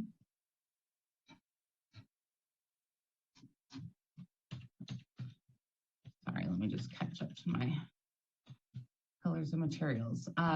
So in terms of the materials, I mentioned that board and batten are proposed. The color would be painted Sherwin-Williams Foggy Day, and the front door trim and gutters would be white. And then the roof is proposed to be shingles in a charcoal color. Next slide. And again, this is just a larger view of the rendering shown on the previous screen. Next slide. The applicant is proposing new landscaping in all of the yards, as well as a variety of plant, shrubs, and ground cover. There are 8 new 15-gallon trees proposed along the east and west side of the yard. Again, the 3 protected trees are proposed to remain, and the red circle represents the black walnut tree proposed for removal. Next slide. In terms of public comment for this specific application, the city mailed the notice to property owners within a 300-foot radius of the project site, as well as published it in the newspaper. Staff received several public comments, all of which have been included within the staff report. There were 7 neighbors with concerns. However, this does not include the 4 appellants. So their comment letters were shown separately in the packet from neighbors who were not appellants. And again, the main concerns regarded size and compatibility with the neighborhood. I will be, when I'm done, the appellant has a presentation as well. So they will be going more into depth about their concerns with the project as well as compatibility. Next slide, please. I just included a few pictures in case we need them for discussion. So this is looking down Carmelita towards Alameda de las Pulgas. And then the next slide shows basically looking towards the house up towards Manor from Alameda. If you could advance the slide, please. These slides show 2125 Carmelita in relation to the existing homes that are there now. And so the red arrows indicate where the home would be located. Next slide. So for any design review approval, 5 findings need to be met. Several of these have to do with compliance with the general plan, as well as compliance with development standards. And the staff report outlines how these findings have been met. But I did want to focus on the design review criteria. Within the design review criteria are several standards that need to be considered. And this is really the crux of the appeal and the concerns that have come up. So I'm going to focus on 2 of them that are specific to the design of the project. And the first of those is design review criteria A. And Lisa, if you want to click on the links, I'm not sure if we need to, but they're linked in the slide if we need to look at them now or later. But the first criteria is that the project, including scale, massing, site plan, design, and landscaping, will enhance the appearance and features of the project site. And so staff believe this finding was met because it is designed to meet setback requirements. It has articulated massing, and the style itself, the farmhouse craftsman style, is compatible with the neighborhood, which includes a mix of 1- and 2-story homes, as well as a variety of architectural styles. The development incorporates traditional roof lines and step backs. And in addition, the materials themselves are similar to exterior materials found throughout the neighborhood. Design review criteria D is the one that has been referenced the most. And that criteria really focuses on the project being compatible with neighboring development, avoiding big differences in building scale and character, and allowing for harmonious transition. And so staff found that the neighborhood, that it did meet this finding because of a mix of 1-story and 2-story homes. The height was similar to other 2-story homes in the neighborhood, although there are not 2-story homes immediately on either side. And it is larger than some homes in the neighborhood. The size is similar to other 2-story homes. And it would also be similar in size to any new construction that exercises the same development standards under the RS6 zoning district. The depth of the house at the 2nd floor has been reduced at the rear, and the porch at the front has brought the house more in line with the house on the right. And again, I know that the appellants will be talking about this more in their presentation, but I did just want to give a brief overview first. The next slide, please.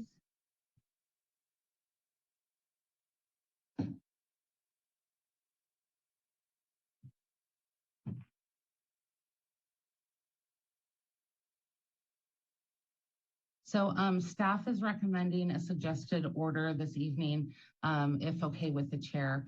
And that is that after staff concludes their presentation, there would be a presentation by the appellant team.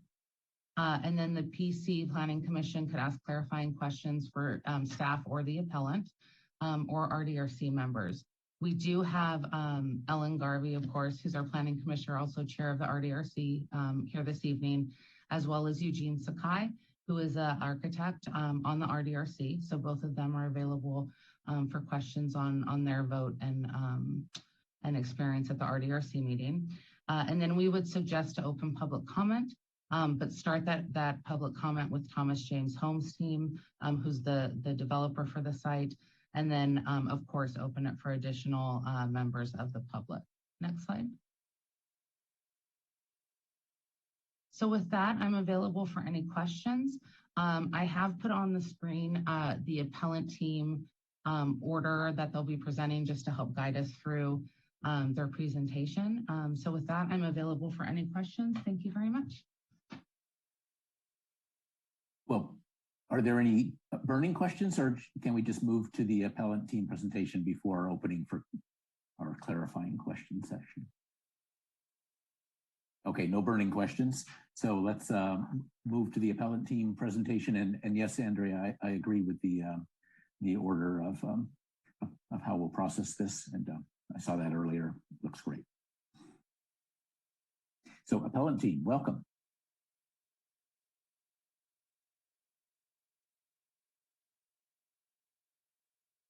And I guess we need to get your introductions and presentation up. I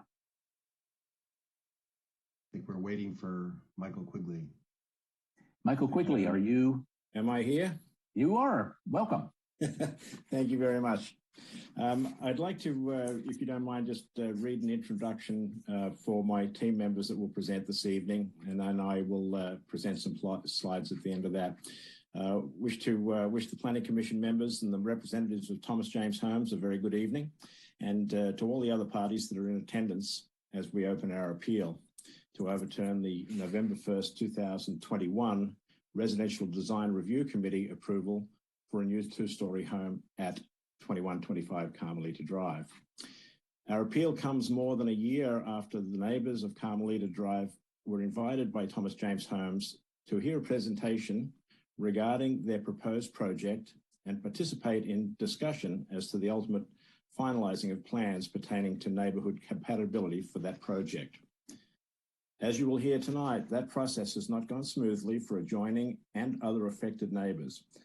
A recurring theme will carry our appeal as presenters draw attention to unfair scale and massing of the project, especially as it pertains to Criteria D.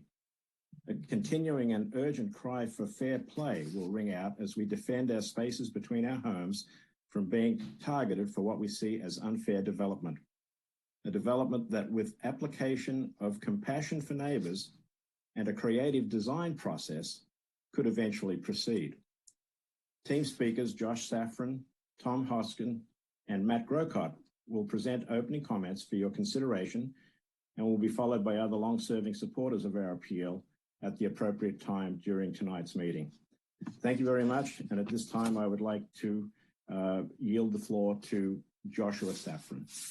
Thanks, Michael. Good evening, everyone. And as always, thanks to the commission and all the city representatives for your time that you so graciously give us and for your commitment to the greater good. I've submitted my written comments regarding the need to uphold our appeal, an appeal that's been filed by us, the residents of Carmelita. And I'd just like to quickly summarize those comments here. We're exhausted. Look at the amount of effort that Michael Quigley has put into this. And you'll see that when you'll see pictures of his painstakingly made hand-built models that show clearly the relative size of this house compared to the two adjacent.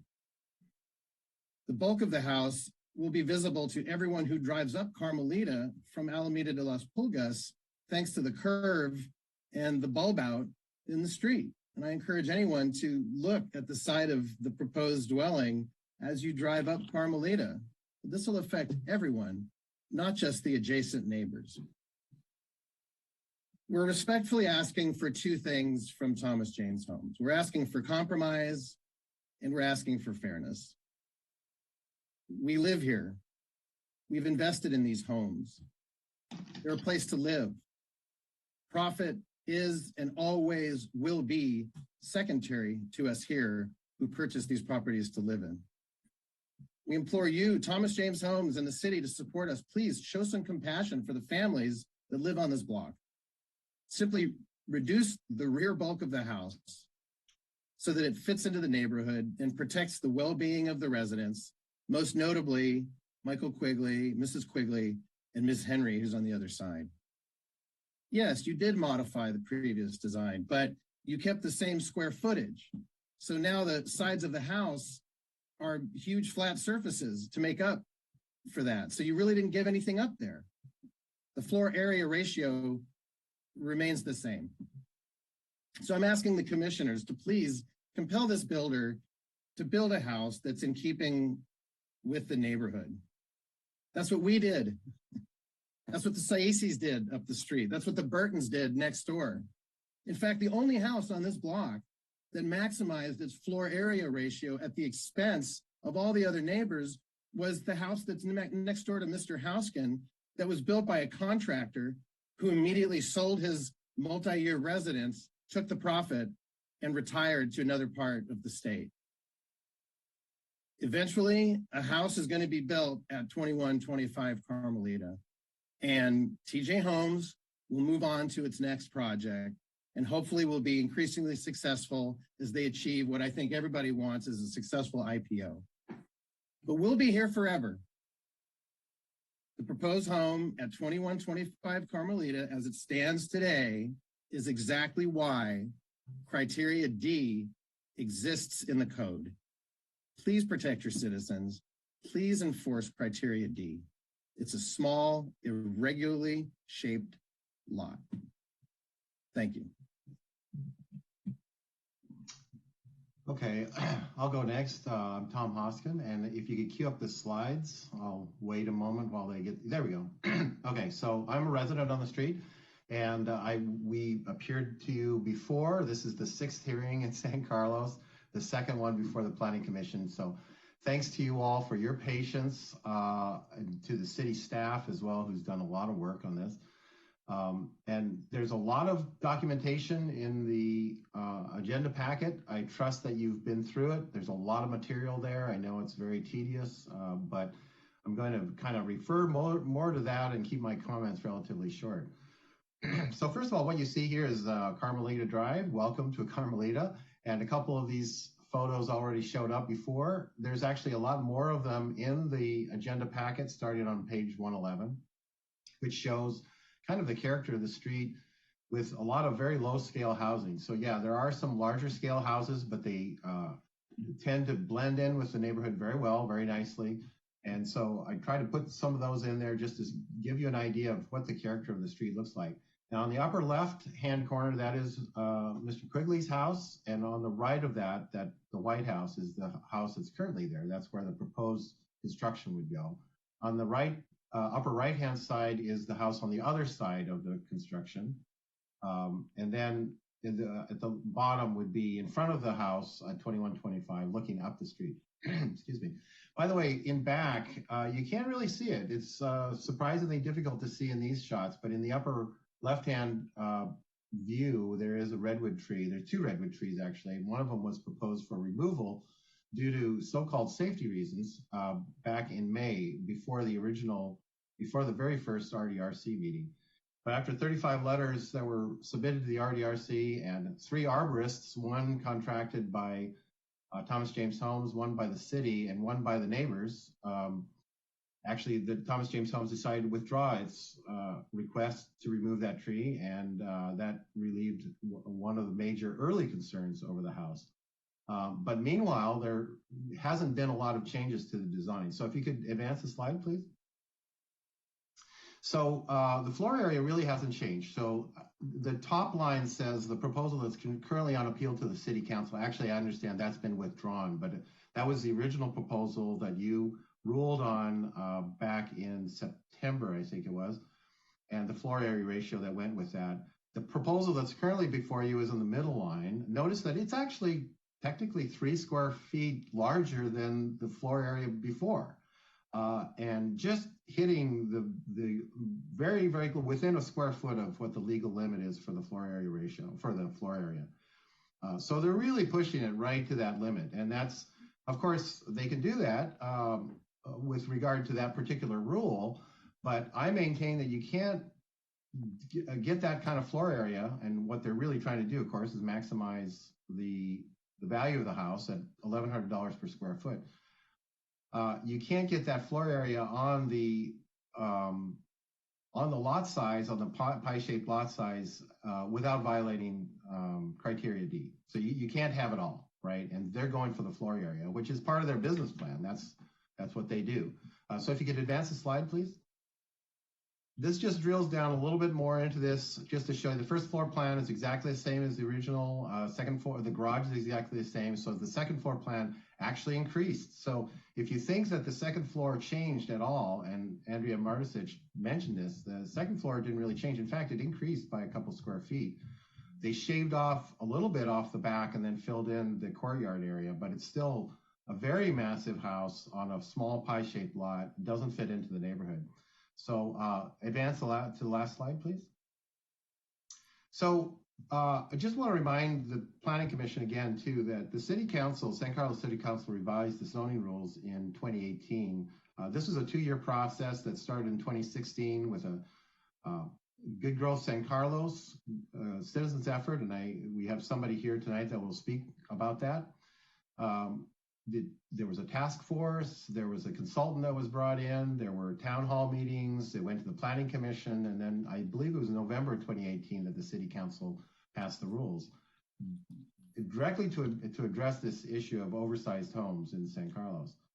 Now, the revision is no good if it's not enforced. And there's a number of criteria that go into the zoning rules, and one of them is criteria D. And if there's ever an example where criteria D is relevant, it's this one. So I'm requesting that you please give it your full consideration. I presume that you've been to the neighborhood, you've looked at the materials, and deny the proposed design, uphold the appeal, and based on criteria D. Thank you.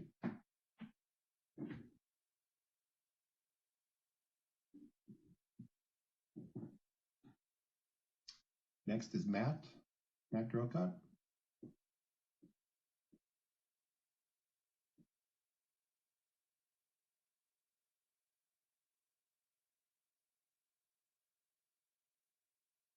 Matt, you're muted. Are you there, Matt? There we go. I unmuted. Can you hear me? Yes. Okay, very good. Thanks for, Michael, I want to thank you for inviting me. Just so the commissioners understand a little bit of backstory, I designed a remodel and addition across the street from Michael's home for the owners at that time were the Mergatis. And right next door to them eventually was built a 2-story monstrosity that I think was mentioned earlier by someone else already tonight, that was built by a contractor. He sold it and moved away under the auspices of he was going to live there. But because I did the Mergatis, I met Michael. He came and asked if I would consider designing a small addition to his house, which he never did do, but that was the introduction that we had. And when this project came up, he reached out to me and asked for some advice and for some help. I wanted to start by saying this. When I was on the city council, one of the policies I followed and encouraged my fellow council members to follow as well, not that they necessarily did, but I tried to encourage it, related to the city's growth. I felt it was important to respect our current citizens who had moved to San Carlos with certain expectations of what the city would be like for many years to come. Everyone expects growth and change to take place in an urban environment, but it should not be so quick and major as to overwhelm those who already call San Carlos home. When someone chooses a particular city to lay down their roots, there are usually several factors at play. Certainly, two are the city's size and character. When deciding upon a particular neighborhood or street, these factors become even more focused. Questions which one considers are: what are the sizes of the homes? How densely arranged are they? Are most single-story or two-story? Is there adequate parking, or do most people park on the street and add to the feeling of being congested? And on that point, I can tell you when many years ago, when I was looking to buy my first home and ended up purchasing in San Carlos, that last point is the reason I didn't purchase in Belmont, because in Belmont, there's a lot of parking on the streets in a lot of those neighborhoods. These questions carry great importance, especially when purchasing a home. Buying a home for most people is a major investment. It is financially a major investment, and it is with one's own life as well. For most people, it is where they intend to stay for decades into the future. It is where they plan to raise their family, build a career, and in their latter years, live out their retirement. That would be the case for Mr. Quigley and his wife and his neighbor on the other side of this particular property. I know with the younger generations, the idea of living in one place for too long a time may seem boring, but for the folks I know who are older, people I still speak to in San Carlos when I come into town, the idea of moving from a community where they have lived for 3, 4, maybe even 5 or 6 decades is not something they want to contemplate, let alone do. To move away means finding new friends, new social outlets, a new doctor, dentist. Ultimately, it means becoming familiar with an entirely new community. Of course, selling a home in a city like San Carlos can bring hundreds of thousands of dollars in profit if one bought decades ago. However, some things in life don't carry a price tag. Feeling comfortable in your home and community where you have lived for many years is one of those things. It's what we call priceless. At this meeting, commissioners, you have an appeal before you where the issue is a proposed project by TJ Homes. The developer has bought a pie-shaped lot on Carmelita where stood a small bungalow, or still stands a small bungalow, between two other modest homes of similar size and design. Their intent was to demolish the existing home and construct a 2-story structure in its place. The total square footage, this is an important point, the total square footage of the proposed structure would dwarf the combined square footages of the 2 adjoining neighbors. In other words, if you added together the square footage of the adjoining neighbors on either side, that square footage of those 2 homes would be less than the combined square footage of what is proposed with those 2 stories. Of course, we know and understand why the developer wishes to build a structure of the size they propose. Never mind, most of the neighboring homes are acutely modest by comparison. The reason is they wish to maximize their profit. Ironic, isn't it? For the neighbors on either side, there is no price great enough to entice them to move, while on the other hand, for the developer, no price is too great. Well, Thomas James Homes cannot be prevented from doing business in San Carlos, but what they can be prevented from doing is damaging the character of the neighborhoods where they propose to demolish existing homes and construct new ones. And notice I didn't, in that sentence, just target this one project, because TJ Homes has a reputation of doing this in other places in San Carlos and in other cities on the peninsula. It's their business plan. In short, the practice of their business model should not come at the expense of folks like Mr. and Mrs. Quigley or their neighbor, Ms. Jeannie Henry. It should not come at the expense of these people enjoying their retirement years in their homes as they have always expected to do. Fortunately, commissioners, you are given criteria other than hardline factors such as height limit, lot coverage, yard setbacks, by which you may base your decision tonight. You may also consider whether or not the proposed structure is a contextual fit for the street based upon the other existing homes in the neighborhood, and most importantly, those homes immediately adjacent. If you uphold the appeal, I would expect the developer to go back to the drawing board and design a structure to fit more appropriately on the pie-shaped lot, upon which it is to be built. With the current design, the proposed structure may not look imposing from the street, but an element which stands out glaringly is an exception in the zoning code of which the developer took advantage. The exception allows one to calculate the overall length of a ground level sidewall, multiply the figure by 30%, and apply the result to an upper story wall length, which impinges up to 4 feet into the normal second story setback. This exception has been applied to the rear half of the structure as the lot narrows. From the perspective of the neighboring properties, it makes for a tight fit. The application of the exception may follow the code, but at the same time, on a lot which narrows towards the rear, it makes for an imposing structure relative to the neighbors. In my professional opinion, the design as proposed does not fit the criteria of being a contextual fit for the neighborhood. I hope, commissioners, you will arrive at the same conclusion and act in favor of the appellants. Thank you.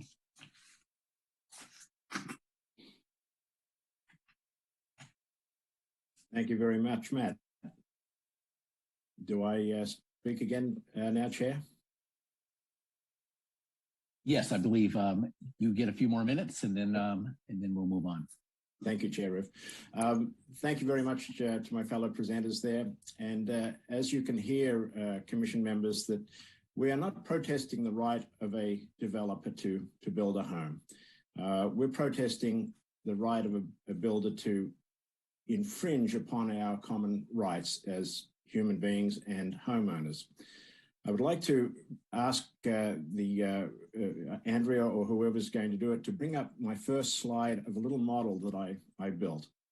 And I'm not able to use CAD/CAM and create all the exotic pictures from a computer program, but I spent 5 days building this model, and I did my very, very best to be as accurate as possible.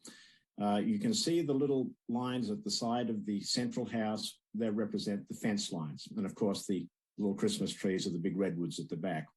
My house is on the left as you look at the picture, and Jenny's is on the right. You can see already what Matt was addressing is that this is easily more than double the size of the two houses conjoined. If we could go to slide 2, please. This is a view positioned in Jenny Henry's backyard. Now, there's been discussions about the view of the houses from the street, and we know there are 2-story houses in Carmelita Drive, but the issue is not from the front of the street. We have no real objection to a 2-story home. Our objection is what you're looking at here. That scaled stick figure is a 5-foot tall stick figure. Now, I chose 5 feet. My wife's not much over 5 feet. I'm 5'10". We have other visitors that would be in similar height ranges, what have you. We have taller people as well.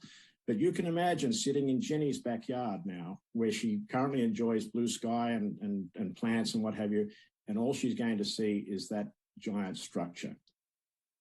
This is very concerning. We go to slide 3, please. Simply the same view encompassing the entirety of the back of Jenny's house, and you can see once again how that structure is dwarfing her backyard and her living environment. Slide 4. Once again, a more aggressive look. You can imagine entertaining your friends in the backyard, having a barbecue, and they're being very friendly with you, but they're all probably looking at that building saying, how can they live next to this? How can they stand having that next to them? Slide 5, please. And this is a view from my backyard. It's more of the same, but we're going to suffer the same issues. I'm going to be looking at that structure, whereas now I'm enjoying trees and blue sky and what have you. And the fact that they're talking about planting screening trees, let's face it, if you try to plant a screening tree between the fence and that structure, it's not going to get the sunlight it needs. It's not going to flourish. It's not going to work. We're going to live with that wall for the rest of the time that we live in San Carlos. Next slide, please. Once again, a similar view. It's talking to the mass and scale and bulk and aggressively overpowering structure that we're going to be facing. Next slide. Once again, the same sort of view. And then to the final slide, which is the most important one as far as I'm concerned, because it talks to a suggestion that was made by Mr. Sakai in the early RDRC meetings. And I have to mention that I was being a bit of a naysayer about what I was to expect from the government representatives in this issue, but I have been overwhelmingly encouraged by the performance of the RDRC and the Commission in their abilities to be fair to both parties, and I've taken great solace in that. But there was a recommendation made by Mr. Sakai very early that the structure be pulled back to extend no further than the rear corners of each of the adjoining homes. And that white line represents, on my model, as close as I can potentially get it to what he was recommending. I'm sure you would agree that would still offer a large, spacious home for anybody that purchased it. It would still give a reasonable backyard, and it would no longer encroach on our living environment. It would be very representative of one of our speakers tonight, Mr. David Saisi, who worked with neighbors to build a two-story home, increase the size of their house to 2 stories, and did not extend back past the side of the rear of Ginny's home. He lives to the right of her. And that's what neighbors do for each other. Mr. Sakai has given very much good advice to the builder as to how to act in a neighborly fashion. And I know that they have the right to maximize their investments. I support private industry, no problem. But there is a limit where criteria D has to stand and say what they're proposing is just not fair. Mr. Bradley, in earlier RDRC meetings when he was the chair, mentioned the codes. He talked about how there has to be a code. There has to be something for us to draw upon to be able to say, yes, this is what we can build. However, when it comes to pie-shaped lots and this particular project, he showed great empathy to the neighbors that as we were objecting, and said he didn't understand how we had arrived at this place, referring to the codes to where they had to be applied to all lots that didn't necessarily fit with them. And as far as I'm concerned, this is a pivotal moment in the time for San Carlos and development. Thomas James Homes are a professional operation. They have the right to do business. They're not fools, but I'm sure that they have realized this little 2125 Carmelita lot and this battle that they're having with neighbors is one they must win, because it will set a precedent. And if that precedent is set, the difficulty that the city may have in the future for controlling the face of San Carlos as it develops may be very much hindered, because each time a developer, whether it be Thomas James Homes or someone else, each time they present a giant home to be put on maybe an unacceptable lot, it'll be very difficult to deny, because they'll be able to say, oh, look what happened at 2125. Criteria D was assaulted. It doesn't really count anymore. You've got to approve this one as well. So I'm sure the commissioners understand that. I'm not trying to tell anybody their job, but it's a situation also where I feel that in the United States, it's a majority of rule when people vote. And at the moment, we've got a majority of neighbors objecting to this project. We have a single entity, which is a business, as the only ones supporting it. I do appreciate the time of the commission. I appreciate the time that's been put in by all of our supporters on Carmelita and further afield. And I implore the commission to please uphold our appeal. We feel it is just. We feel it has merit. And it is not an appeal against the RDRC. I feel that the vote that they took last time was something of almost a backed into a corner situation. They had to do something of that nature, but it was made clear to us that we had the right of appeal. And that's what we're doing, hoping with your extra power and extra knowledge that you can help us in this situation as we go forward and try to live our lives on Carmelita. Thank you very much. I appreciate the time. Thank you.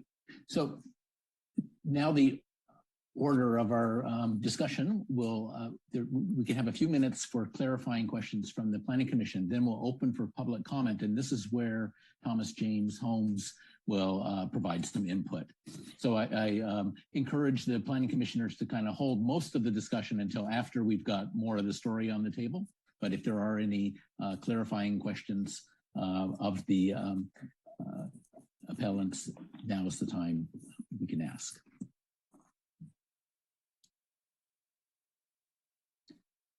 I'm looking for raised hands. I don't see any yet, but I bet one will come. Maybe while the other commissioners are thinking, I'll ask one of Michael Quigley, which the figure you showed with the white line drawn on it that would bring the rear of the house back. Would you envision the reduction to be the second story part of the structure only? No, sir. I'm envisaging the entire back of the house coming back. And the reason that I'm doing that is when I look at Mr. Saizi's home, which is to the right of Jenny Henry's home as you look at it. He's got a beautiful, I think he told me it's either 2,700 square feet or 2,900 square feet with the garage or something like that. And it does not extend back past the back of Jenny's house. He communicated with her and the opposing side-by-side neighbor. And I believe, and we've talked about it, he left a bit of money on the table by doing so, but he did the right thing by neighbors. So if you look at that white line, that's a straight chop, straight down. Obviously, there'd be a little bit of flexibility as far as myself concerned if there was this little extension out here was a sitting area or what have you. But the major bulk of the house would then be in line with those two rear corners. When I walk into my backyard, yes, I would see the house, but I wouldn't be staring flat up against the walls and being overpowered by the structure. And I would still have privacy and a nice living area in my rear, because that's where the entire argument here is what's happening at the back of this house. Indeed. Okay, thank you. Thank you. Clarifying questions from the planning commissioners before we open for public comment? Seeing none, I would entertain a motion to open the public comment period. I'll move we open public comments. I'll second. We have a motion and a second. Can we have a roll call, please? Commissioner Garvey? Yes. Commissioner Iacopone? Yes. Commissioner Bradley? Yes. Vice Chair Clements? Yes. And Chair Roof? Yes. So as I said, we'll open public comment and have the Thomas James Holmes representatives come first. Due to the situation, I think I'll allow them to have more than just the 2 minutes. But please, let's not review the entire history that's already been before the Planning Commission. Take it away. Hi, I'm Anna Salver. I'm the planning manager for Thomas James Holmes, and I'm going to bring up this. Am I able to share my screen? Let's see.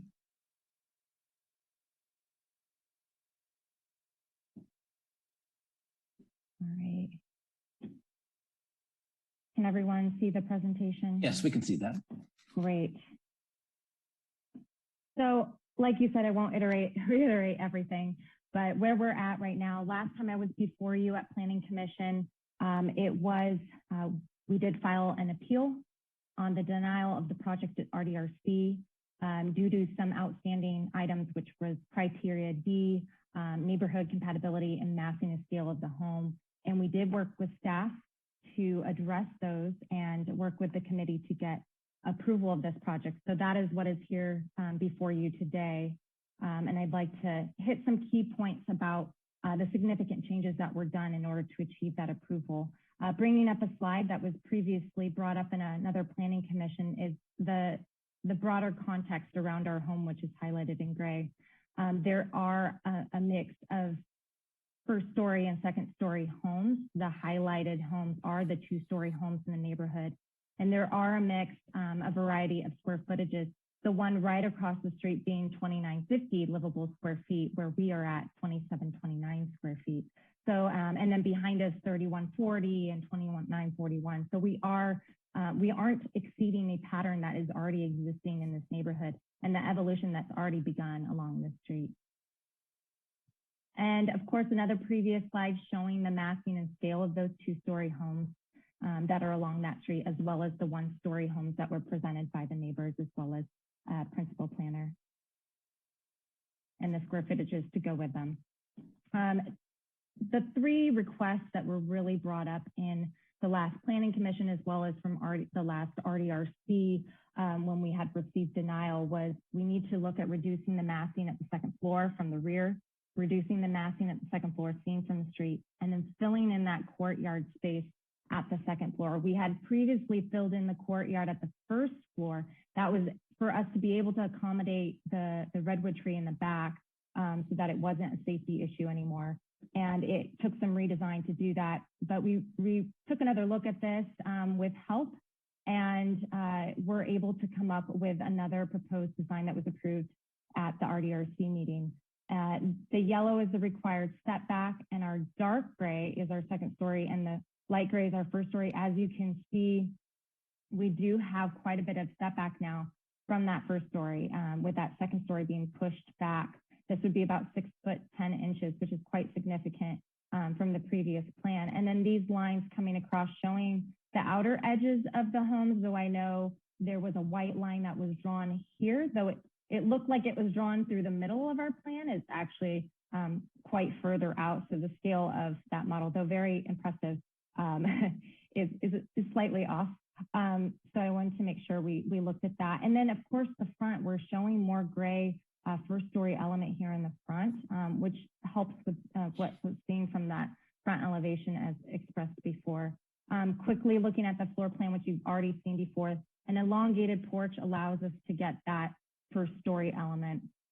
The second story, we redesigned most of the second story. It lives quite differently. It's a very different plan, but we were able to fill in this courtyard, and it took a lot of redesign work to get that 6 foot 10 to pull back that second story.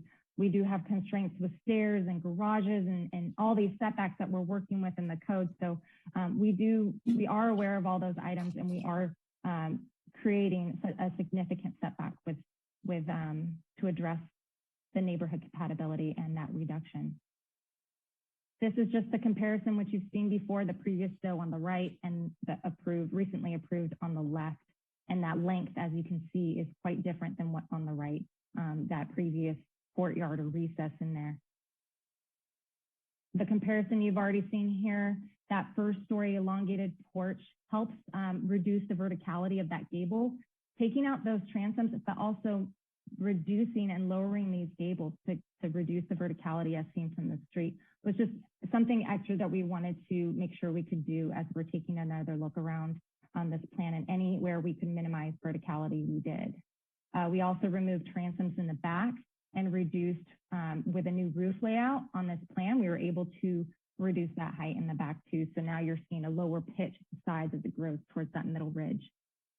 And this is the side view of it. Again, no courtyard as previously proposed. We are filling that in.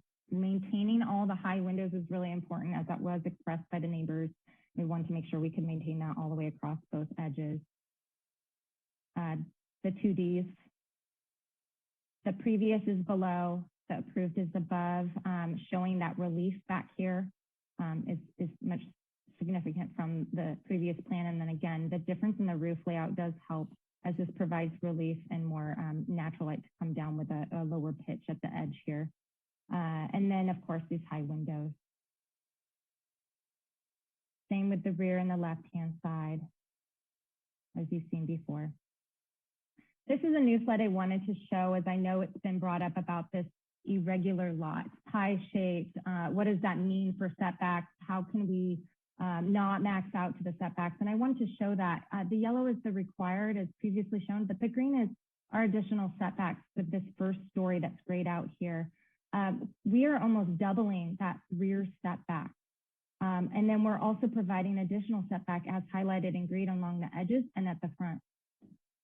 And then same with our second story. This is almost now that we've reduced the second story 6 foot 10 inches, we've about tripled that rear setback now. And then still being able to provide additional setbacks along the edges and the front.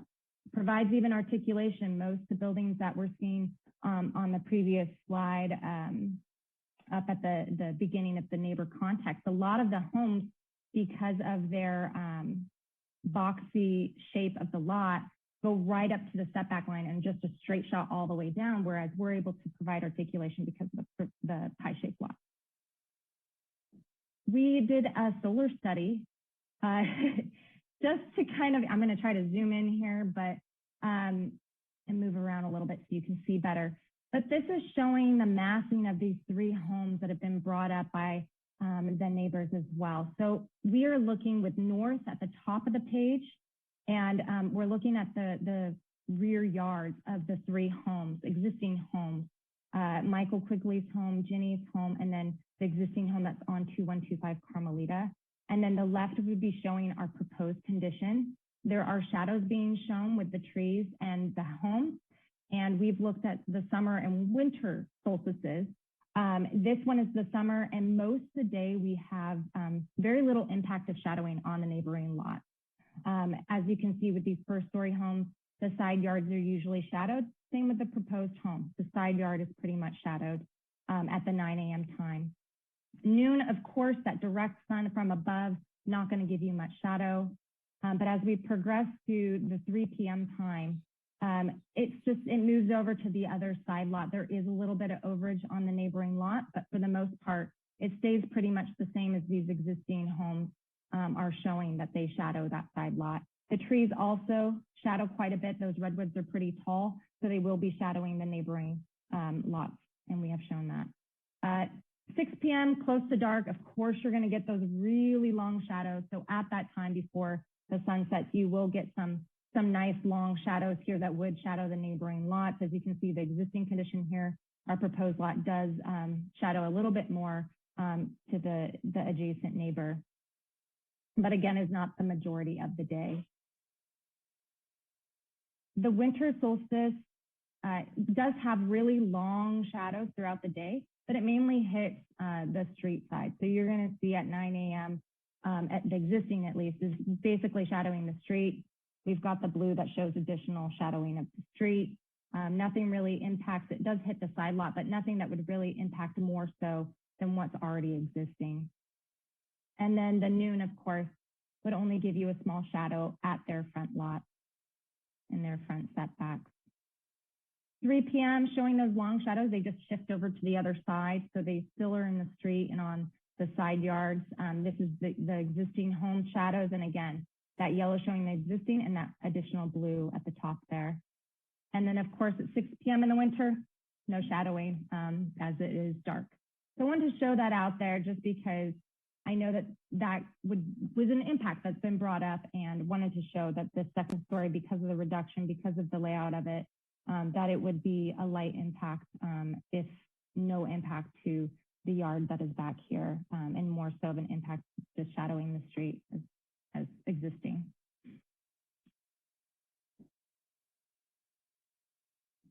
We went over the trees, and our additional trees are in green, and the trees that we're protecting and saving that are heritage are in yellow.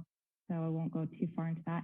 I did want to end on just design process and the history of this project. I know everyone's put a lot of effort into this, and everyone has a certain view and perspective of design criteria D, but starting with October 2020 of a transitional elevation that was not really well received, as the neighborhood is quite traditional. So our evolution of that, as well as looking at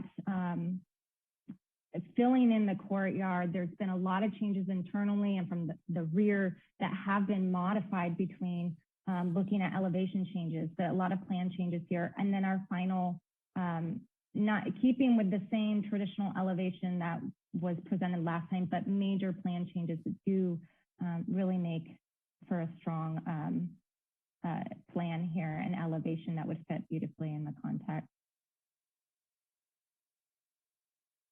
We do want to evolve the street. We do want to provide a home that new families can buy and would meet the needs of these new families and would help with fitting into the context. There's a lot of two-story homes. We showed you the scales of all those. This design does meet the code that was created in 2018. We meet the FAR, we meet the design findings, we meet the setbacks, we meet the FAR, the overall height. So we're asking the Planning Commission to support the RDRC's approval of this home at 2125 Carmelita. And we thank you for your time. And I have a team here. It's not just me. We are here to answer any further questions and comments. Thank you. Thank you. And we save the questions until we finish the public comment period. So Dara, are there people in the waiting room for public comment? I assume there are, and so we need to open the public comment period formally. I would entertain a motion to open the public comment. Oh, actually we did already. I'm sorry. Yeah, you did that. It's getting a little late. So we already opened it. So Dara, are there people in the waiting room? Yes, Dave Saisi, you are unmuted and you have 2 minutes to speak.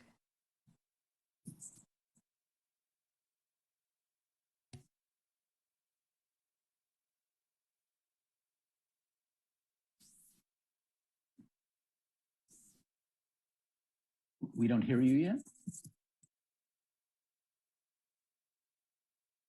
You probably need some unmuting. If you're on the phone, *6. Are you able to hear me now? Yes, now we do. Oh, fantastic. Thank you. Sorry. Thank you for the opportunity to speak. I was hoping that staff might be able to bring up one of the slides that Anna just brought up. It's out of the neighborhood compatibility materials. It's the overview of the neighborhood with the two-story homes in yellow. Hopefully that's something that can be brought up quickly. But I did want to comment on a couple things. Anna just mentioned that Thomas James Homes wants to evolve Carmelita Drive, evolve the neighborhood. You know, if you look at this slide that I'm asking to have brought up, I can go down almost every one of these homes to the left and the right of the proposed project site and tell you that people have lived in these homes for 30 plus years. We moved in 1992. Ginny Henry moved in shortly thereafter. Michael Quigley was here long before that. So we have a vested interest in this neighborhood. And I'd like to say that we have made the neighborhood what it is in taking care of our homes. I don't think any of us have plans on moving anytime soon. My wife and I remodeled our home in 2003, and we were able to accommodate a 2,700 square foot home. It's listed as number 2 on the chart or the slide that I'm interested in seeing. And it's no further back. In fact, Ginny's home actually goes back slightly further than ours. Our neighbor on the other side, their house goes well back further than ours, but we did have conversations with both of them about what the impact of us building a 2-story home that exceeded the rear of their homes, how that would impact them. And we took to heart their thoughts and we wanted to be sure that, you know, neighbors that we were going to live next to for, you know, the foreseeable future were happy in their homes and we could be happy in ours. So I think at the end of the day, we did leave money on the table. We could have built a bigger home and there's, I'm sure, plenty of laws and rules that we could have hung our hat on. But at the end of the day, what was more important to us was our neighbors and the street itself. I think there's much to be said for a developer that is going to come in here and build this home and not live in it and move on to the next one. I appreciate the time, appreciate everything that Matt Grocott said. I don't think it can be said better. I appreciate the effort that Michael Quigley has put into this. I can only hope that you feel his passion and the passion of this neighborhood. We are Carmelita Drive. We make up this neighborhood. And I think we should have a right to decide, what we live next to and what's going to be built in our neighborhood. So thank you very much. Thank you. Thank you very much. We went over a little there. Dara, next caller, please. Christian Vicia, you are unmuted and you have 2 minutes to speak. They never brought up my fucking slide. Okay, thank you very much. My name is Christian Vesha. I'm a co-founder of a group called Good Growth San Carlos. There's a mailing list of over 225 residents concerned with the negative impact of oversized homes on San Carlos residents and neighbors. Between 2016 and 2018, Good Growth San Carlos was very active on the issues that are before you today here at the Planning Commission, which are establishing reasonable standards for home size and effective review process that would afford residents protection of their privacy, light, air, as well as safeguard the character of our neighborhoods. So in January 2019, San Carlos moved to a clearer FAR-based standard for allowable home size and improved the review process by putting an architect on the RDRC. At the time, residents felt strongly that the RDRC rubber stamp proposals they reviewed and failed to address residents' concerns. I experienced that in my own neighborhood in 2015, which is what led me to co-found Good Growth San Carlos in 2016.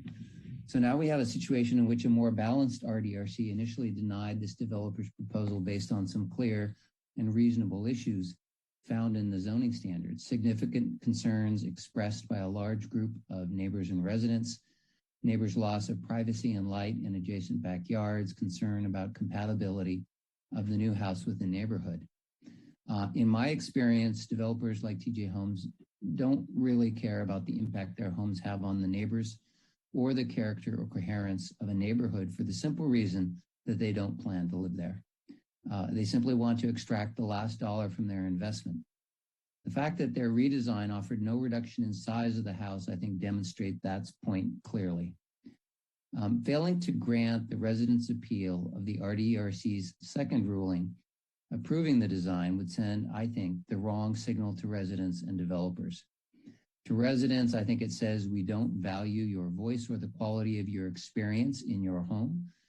To developers, it says San Carlos review process doesn't have teeth, and with some time and money, you can circumvent a meaningful local review process. Come build more oversized homes in San Carlos.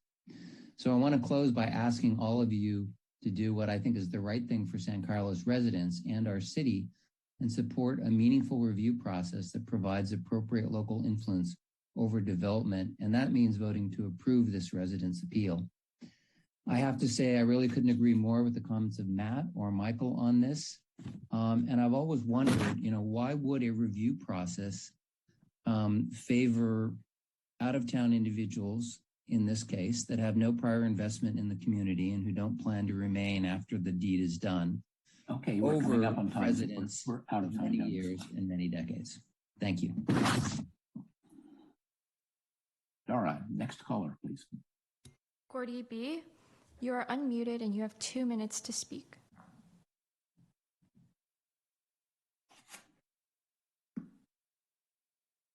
We don't hear you yet.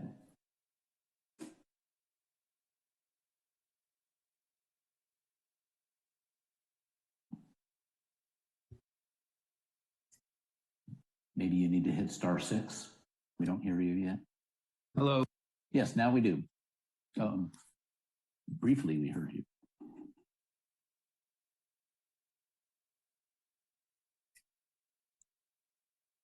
But now we don't hear you. Can you hear me now? Now we do. Please keep it to 2 minutes. Sure. Gordy Burton, I've been here almost 50 years. My family's been in town for almost 100. My dad grew up here and was the town's mayor and councilman, and my grandfather was a longtime mayor and was active in countless activities here in town. Burton Park was named in his honor. Our family's been entwined with San Carlos forever. One of the main reasons we've stayed so long is its sense of community and charming neighborhoods with their delightful tree-lined streets.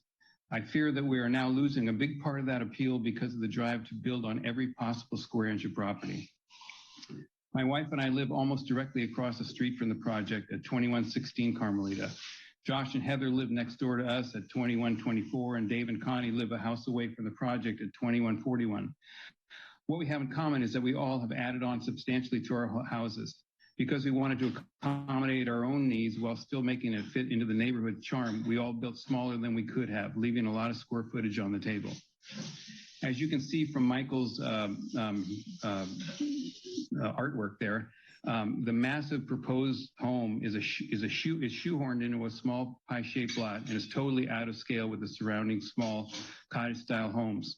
While I'm sure TJH is a good company and builds quality homes, it is totally out of character for this lot.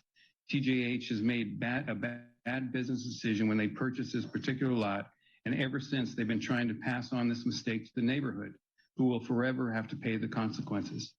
I'm afraid we're losing our uniqueness and charm to developers who scrape houses, build to the max, have no future stake in the neighborhood, and then move on to the next project.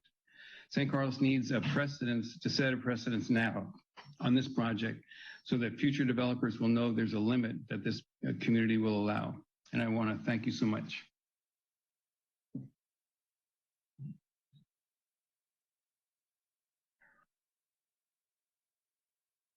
Dara, next caller, please. Thank you. None at this time. Oh, none at this time. Okay. We actually have two more. Okay. Sorry about that. Caller ending in 256. You are allowed to talk. Hello, I don't hear you yet. Welcome. Hello? Yes, now I hear you. Please, 2 minutes. Yeah, hi. My name's Peggy Coop. I am a resident at 2200 Carmelita, just up the street from Michael Quigley. I just wanted to say that I have followed this. My family has lived here since 1973. I recently became a part owner inheriting the house at 2200 Carmelita. And I'd like to say that I appreciate what Michael Quigley and all the residents are doing on Carmelita, because this is a very special and very great neighborhood. And I believe that what they're doing is to extend to the future a very fine principle of working with the neighborhood and the people who live in it. Thank you. Thank you. Dara, next caller, please. Ginny and Dennis, you are allowed to talk. Can you hear us? Yes, now we hear you. Okay, great. Thanks. First of all, thanks for the commission's time. We really appreciate everybody's time and effort on this and allowing us to speak. So thank you very much. Jenny and I just like to convey, everything that we've heard from the appeal team, Michael, Josh, Tom, Matt, and Dave as well on his feedback. We sincerely, support that, and we don't want to spend a lot of time reiterating that. We feel very strongly about that. So although our comments are short, please understand that we feel extremely strongly, but we want to be a little bit respectful with the time and so forth. So Jenny's been here over 27 years, and again, appreciates all the redesigns in the neighborhood that have taken place and the consideration that she's been shown and the input that she's been allowed to give. And again, it's really, the mass that the entire team has been talking about is where the real concern is. And we would just ask the commission to approve the residents' appeal and move forward in that direction. Thank you for your time. Thank you. Dara, are there any additional callers? Yes, Bill, you are unmuted and you have 2 minutes to speak. Hi there. Can you hear me first of all? Yes, we hear you. Okay, super. Hey, I have, again, as Dennis just mentioned, although I don't have any new angles for you, and I'm not going to take anywhere near 2 minutes here, I live substantially up the street on the right-hand side This home is nowhere in view of myself from my home. I would drive past it every day. And I just want the neighbors down to the street to know that, hey, the neighbors up the street are with you and support you as well. And you've done a wonderful job with everything you've done, and I fully support it. I think maybe in the future, the planning department might want to consider what Palo Alto has done, and they've put a lot of square footage actually subterranean. So that way you can maintain the look of a neighborhood. And if people really want the square footage, they can afford it. Entire stories are below ground with patios and beautiful egress up to grade level. There is a way to build a 4,000 square foot house and not have to look at the entire thing above grade. Anyway, another story for another time. Thank you very much. Thank you. Dara, are there additional callers? None at this time. I'm giving it that few seconds. People sometimes jump in. I would entertain a motion to close the public comment period. I move that we close the public comment period. Well, second. A motion and a second. Can we have a roll call, please? Commissioner Garvey? Yes. Commissioner Jacoponi? Yes. Commissioner Bradley? Yes. Vice Chair Clements? Yes. And Chair Roof? Yes.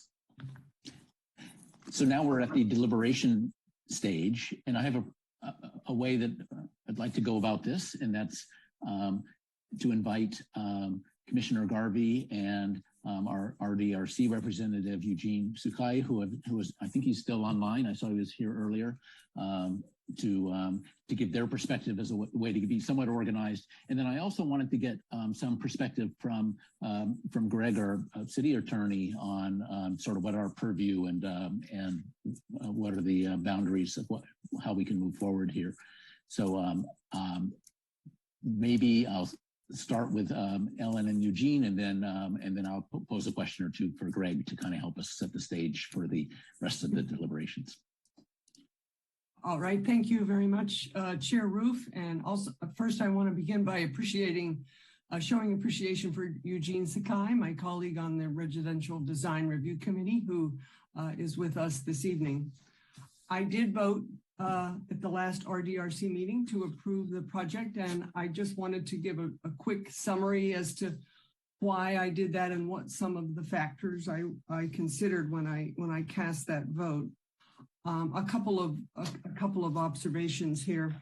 One thing that impressed me about the project when they came back, when Thomas James came back at the last meeting, is there was no backsliding on the project. Everything that they had agreed to do, comments from the RDRC, suggestions from the neighbors, everything that they had said they would do in the first project, they carried over with them to the second project. And this included saving all the protected trees that had been initially proposed for removal, filling in the lower courtyard, moving the courtyard to the back and decking it so that there was no interference with the roots from the protected tree, increasing the sill height.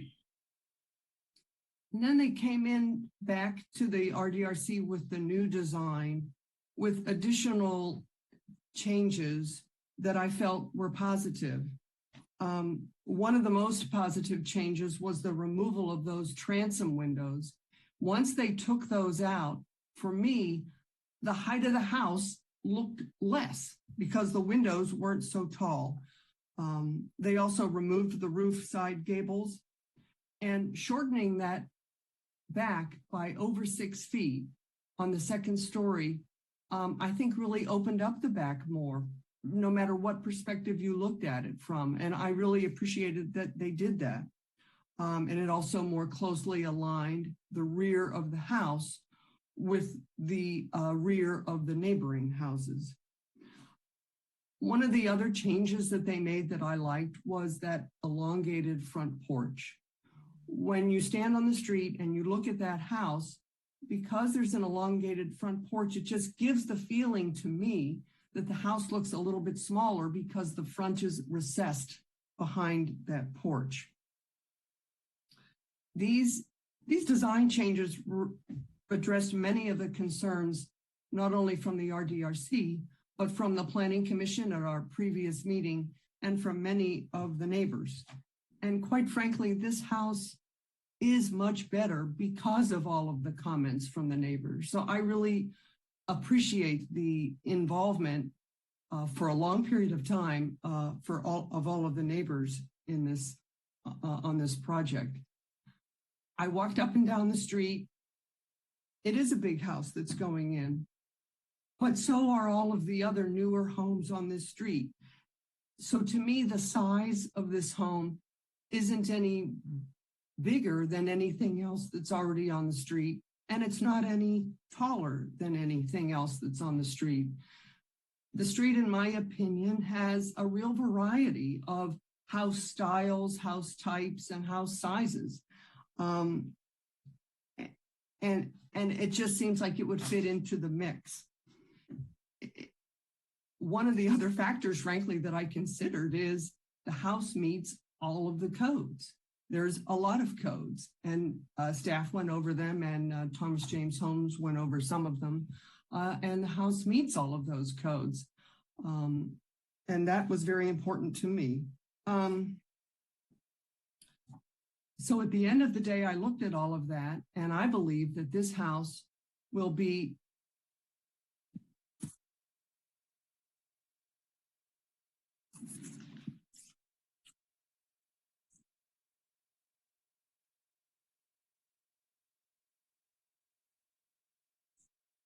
I think we lost our commissioner.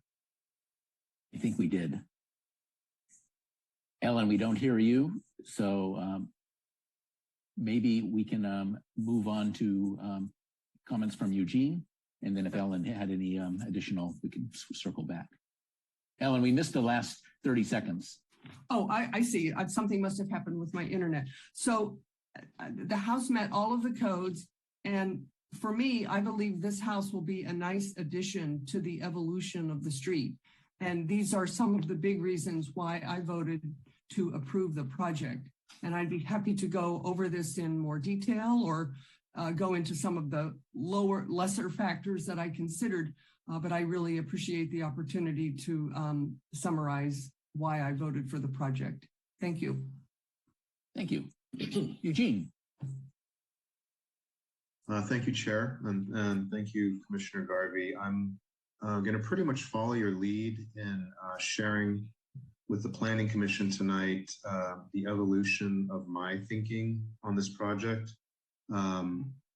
We have, well, I've been on the RDRC since 2018, and Thomas James Homes has been a frequent applicant before our commission. I think I've seen a version of this design probably as many as a dozen times during my tenure on the commission, where they've proposed some version of this courtyard plan on many different lots in San Carlos.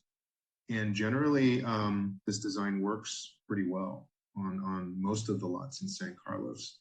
And the RDRC and myself typically have been able to make the findings for approval. However, having seen this project at the RDRC 3 separate times this year, starting back in May of this year, I believe, the first 2 times I could not make the findings. I voted to continue the project 2 times for various reasons. Primarily because of the uniqueness of this lot, and the neighbors have done an excellent job, as they have in previous hearings, of explaining why this lot is unique in San Carlos, not necessarily to their neighborhood, but really in comparison to the standard San Carlos lot. And in hearing their feedback and considering their feedback carefully, I found it to be quite convincing. having looked really closely at the geometry of this lot, the scale of the adjoining homes, finding D was a finding that I could not make on two separate occasions initially with the originally proposed designs. However, when it came to the third time that this project appeared at the RDRC, I was able to make the findings, finding D in particular, for the reasons which I'll spell out here. And some of these have been covered, but I'll reiterate here. First of all, I felt that in terms of scale, finding D talks primarily about scale relative to adjoining properties. And I felt that this project, with the revisions that you see here tonight, worked adequately with regard to scale. Its floor height, its ceiling heights on both floors are basically 9 feet. And the RDRC has approved taller houses in similar situations many times previous. So I felt the ceiling heights were modest. The applicant made some notable changes to the roof line as to minimize shadow and bulk impacts on the rear yards. They pulled in the second floor about 7 feet as to minimize the impact of the second floor upon adjoining neighbors. I briefly considered that they could have done a bit more to the second floor. They have a pretty modest program on the second floor, basically 3 bedrooms and 2 full baths, but they also have a laundry room and a loft. And so I briefly deliberated whether we could ask them to remove the laundry and the loft or place them on the ground floor to further minimize the second floor. But I ultimately decided that that would be an unreasonable ask, that would be a bit too much given the context of all the other changes that they've made. Finally, the thing that also I think really pushed me over the edge was a discussion with the city attorney, who I understand you're going to speak with also, and I'm grateful that he's here, because the city attorney was very helpful in clarifying the purview of the RDRC. There was a lot of talk from the neighbors about floor area and why the developer came back time and time again with a house that was within a foot or two of the maximum floor area. And I contemplated that, but the city attorney clarified for me that a reduction in floor area is beyond the purview of the RDRC, that it's not something we could ask for. And so with that in mind, the only things that we could look at with regard to scale were things like the roof line design, floor to ceiling heights, things that I've already touched on. And I think Andrea also tonight in her presentation reiterated something that I also found compelling and convincing, which is that we're charged with reviewing a proposal against what any other new home could be, given the zoning restrictions and basically the guidelines for any site in San Carlos. And so, that was also convincing. If you think about what the developer could have proposed and what they had proposed in the past, and what that could be in terms of its relative impact to neighbors, I feel that this design is within the guidelines of what we can and should approve. So I think given the boundary conditions that were outlined by the city attorney, Andrea, and then also the cooperation of the developer throughout this process, I think initially they were perhaps a bit uncooperative, but became more cooperative towards the end. I factored all of that in and then ultimately was able to flip my no vote to a yes. Thank you. And as you allude, I would like to invite, well, first I want to say that our Planning Commission decision and deliberations are entirely independent of what the RDRC reviewed. It's a de novo assessment that we are charged with making. And so how Ellen, Commissioner Garvey will vote, is yet to be seen. And it's a new assessment. But I would like to have Greg Rubens, our city attorney, delineate the purview question that Eugene so clearly raised as it applies to the Planning Commission and to help us understand particularly the room we have to request that square footage be reduced if we felt that was necessary to achieve the criteria D of the massing for that particular lot, which is unique. Greg? Thank you, Chair Roof. I think that was a good introduction. First of all, you already said it, but just it deserves reminding that when something is appealed from the RDRC to the Planning Commission, it's a de novo review, which means a new look at it, using with the same facts and information that you're presented with. And so I think with that, I think that the public pointed out, I think that the relevant design criteria, but you have to look at the entire ordinance, which talks about the scope of design review, and that's 18.29.050. I think that's covered in the staff report. And the purpose of design review is to kind of have, it's spelled out in planning terms, but it's, I think, generally to create good design in our city for new development. The design review criteria D talks about avoiding big differences in building scale and character between developments on adjoining lots in the same zoning district. So I think the public is focused on that criteria as the most important one that they believe they have the strongest argument on. But you have to juxtapose that with the 18.29.080 conditions of approval.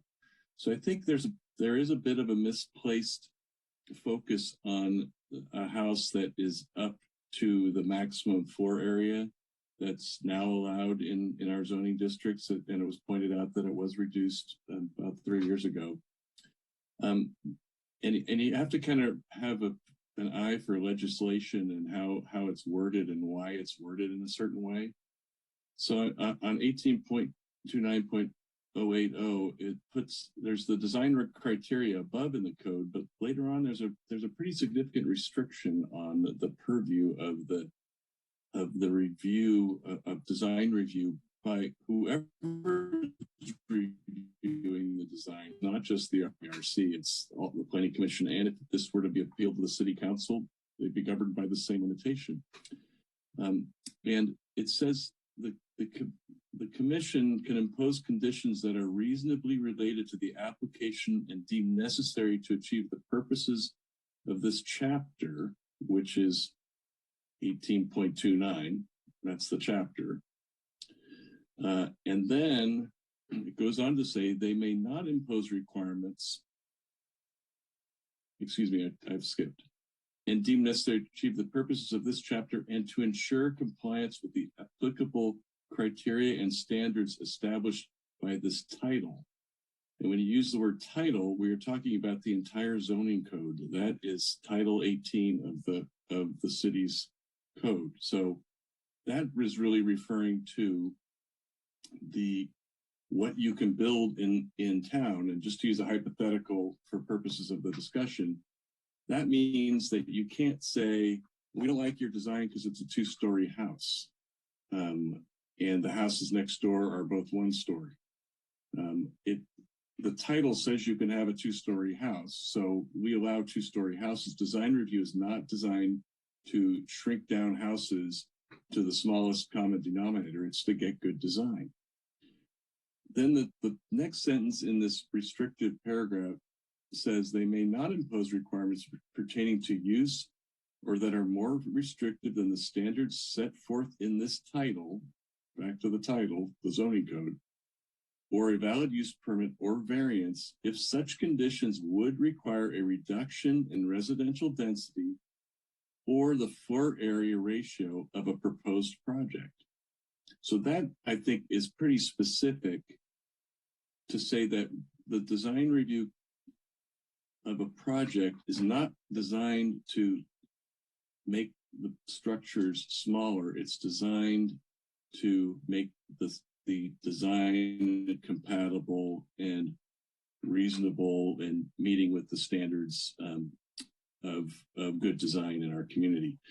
So I think if you read those two together, and this is basically what I said to the RDRC at the lower level, that when you read the two together, yes, you can look at the compatibility finding under D and try to avoid big differences in building scale, but you have to do that without reducing the floor area of the project.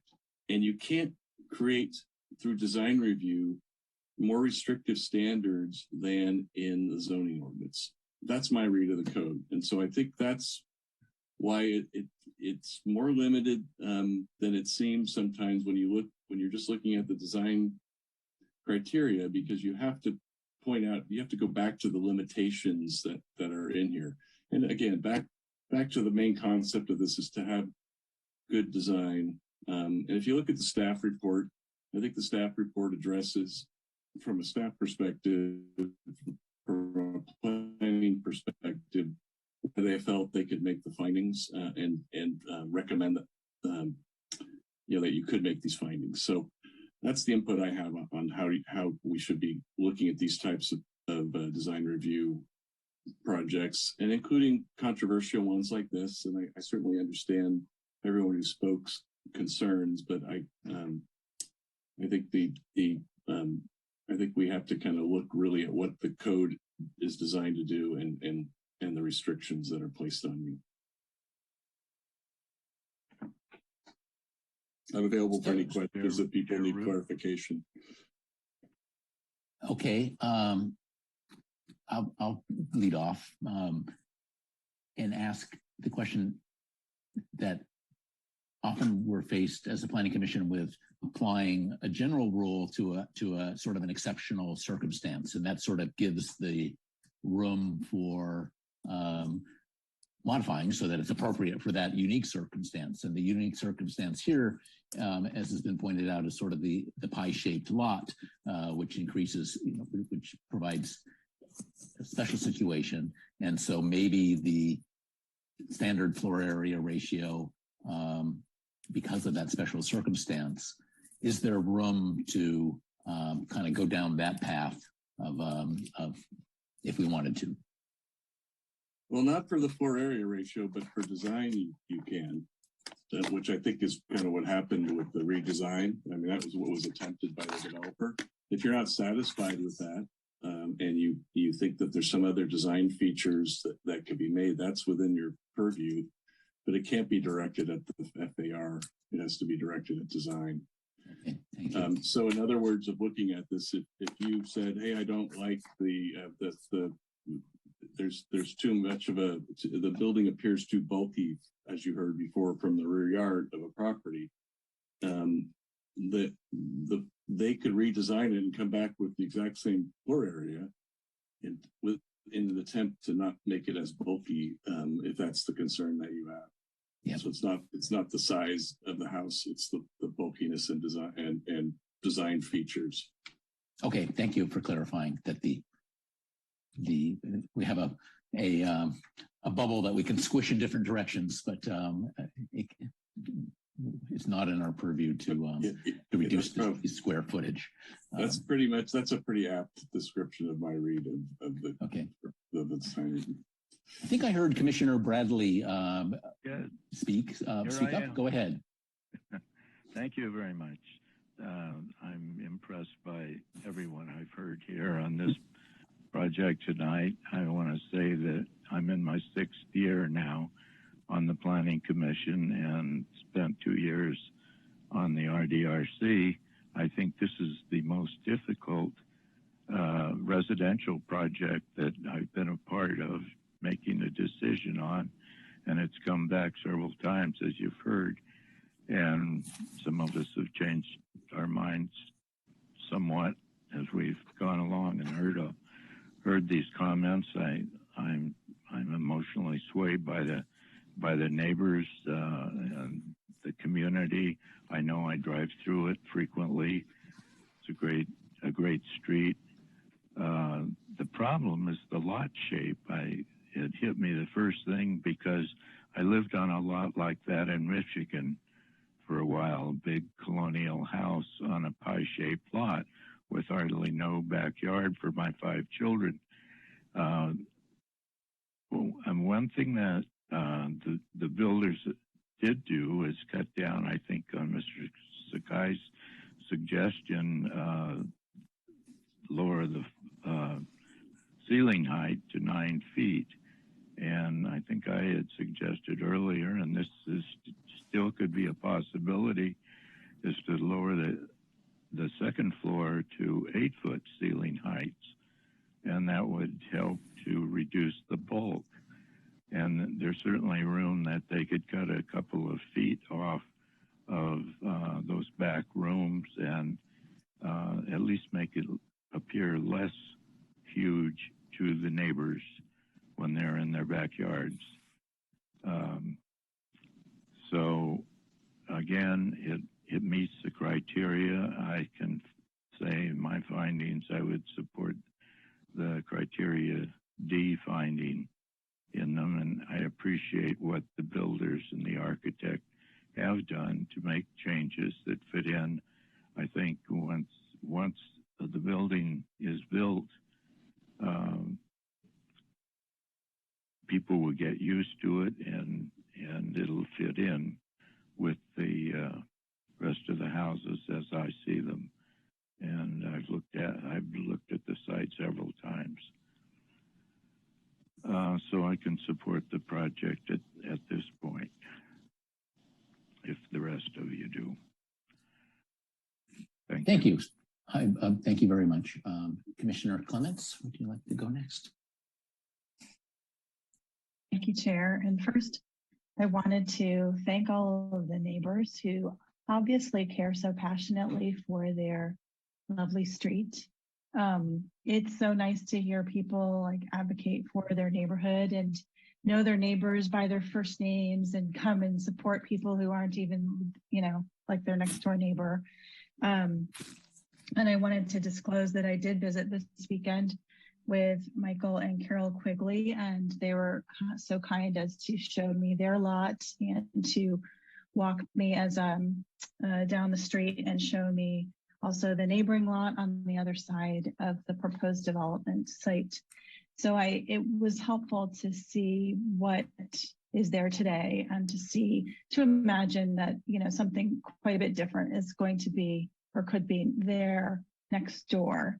And that, this affects people who have been there for decades. Like, there is no doubt that change coming to a neighborhood with small setbacks, which the entire street, very small setbacks, right? So it is difficult when development comes. And so I really, really do appreciate that. And I really do appreciate Michael's generosity and kindness in trying to explain their points of view. So I wanted to do like that. Another conversation I've been thinking through is just the difference between homeowners doing remodels and out-of-town developers doing remodels. And I think the important thing is that we need to think about what is the product of the remodel rather than who's doing it. And are they doing it for the right motivations? Because I think that's a slippery slope. Even though I don't support $4 million homes going up all over the city for sure.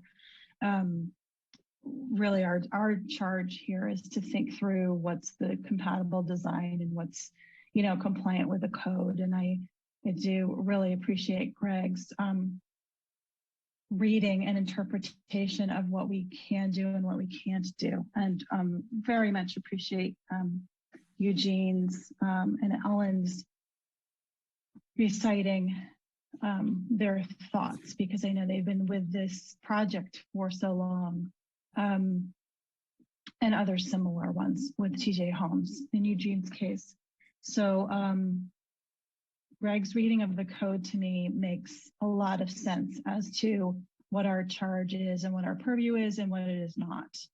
And that is how you end up getting, homes that are capable under the code, and that it is not just that it having smaller homes on either side does not inhibit achieving what is possible under the code if that's what the city decided it wanted.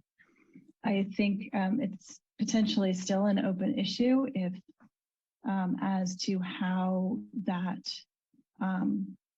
if it is perfect. I mean, no code is perfect and no design parameter is perfect as to different dimensions of different lots. I guess we may want to discuss or suggest that, the 2018 effort, if we think that irregularly shaped lots or pie-shaped lots or somehow that this was a much more difficult than usual process because of the shape of the lot, that somehow implies something about the code that we're working under, that somehow that should be edited, that's maybe part of the motion that we consider today. So I would welcome other commissioners and Eugene's thoughts on that as well. So, so those are some of my thoughts as I listen to all the facts here again today and deal with this difficult emotional issue of how just one home can change a block. And I'm sympathetic. And I was really hoping that there weren't too many projects like this. Glad to hear this is an unusual occurrence, because I know this is really difficult for a lot of people. So those are some of my thoughts. Thank you. Thank you, Commissioner Clements. Should I go next, or would one of the other commissioners who hasn't spoken yet like to? I guess that would be Commissioner Iacopone.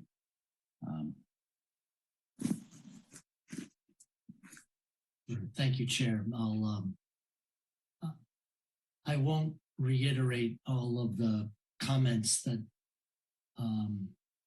my fellow commissioners shared. I think, or I won't repeat them at length. I would say we worked very hard in 2018 to make a transformational change to the zoning code with regard to scale and massing. We knew it wasn't going to be perfect. I think we were proud of it at the time, and I remain proud of that work. And I would acknowledge that TJ Homes has worked right up to the limit, but also I would also reflect that since we first engaged in this project, they have taken on input and made the changes that I think staff shared this evening. Thanks again to Eugene and Ellen for your considered comments earlier. That was helpful to hear your thinking. And also a big thank you to City Attorney Greg Rubens. Also very useful to help connect the dots as to how the different elements come together and our purview vis-a-vis creating good design, but not impinging on the right to maximize plural ratio under the code. I guess that the last time we voted on this, I was on the fence. I said so. It's probably in the record. And I voted against the project. The project has moved on. I am even more deeply empathetic for the neighbors and their passion. And you are what San Carlos is about. And I'm thankful for all of you to live here. I'll say for my part, I'm in a position where I would support the project and not support the appeal. Thank you. And I would like to say that I agree with the neighbors that this house is too large for the rear there, considering the shape of the lot. And I would love to be able to toe the line that the neighborhood compatibility is an effective criteria that we can use to guide development in the city. And so if we allow this project to go forward, I think it weakens our position there. So those are big concerns for me. However, I do hear what the city attorney is telling us about the extent of what we can ask for, and we can ask for changes in the shape, the way the mass is distributed, but without reducing it substantially. And so that's exactly what we did in our in the last planning commission meeting on this house, where we asked for, when we pointed out that the interior patio was occupying a lot of square footage and causing the rear of the house necessarily to be pushed back further than it could be. And they did make that change, and pulling the rear, the second story rear in by 7 feet is a pretty big improvement in my eyes. I think the neighborhood view is also substantially improved. That's not the main concern on the table here, but we did achieve an improvement in the neighborhood view. So I guess I also want to say that I agree with Commissioner Clements that it's our job to kind of make sure that we're focusing on the product of the approval, not the motivations behind it. Those are difficult to act against, to act on, and inappropriate, I think, to act on the motivations so much. And I'm also concerned if we were to try to go beyond the framework that the title, the zoning code and title, as Greg explained to us, if we're sort of qualitatively deviating from what is defined there, then that makes it very difficult to be consistent in the future. And so if you force one house to be smaller than the standards, then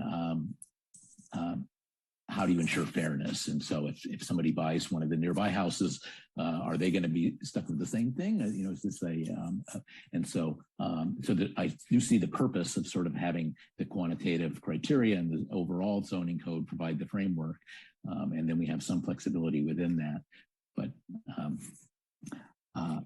so I guess that's all leading up to me kind of coming to the painful position that, especially based on the limited purview that we have to address the floor area ratio, to ask for a reduction in that. I don't see much more that could be done without reducing the floor area ratio. I think they've done James Holmes has done a really good job of doing the best they could while keeping the maximum floor area ratio. And I wish that they would have been willing to go less, but that would have been sort of, but that's not something we can request, in my opinion. So I guess I've come to the point where I would support the project moving forward, which means denying the appeal. It's where I'm headed. So do we have further comments from the Planning Commission commissioners? Are we getting to the point where we might look at the, do we have staff, did you prepare a motion that we can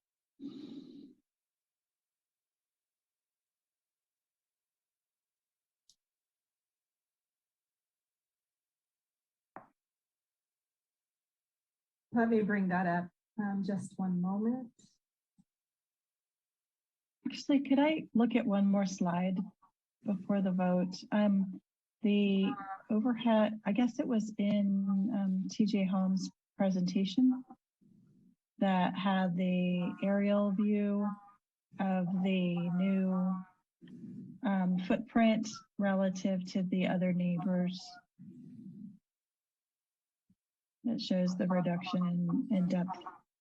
Yeah, that was raised a couple of times. It'd be nice if that picture could be put into the record. Actually, and I welcome viewing it again now.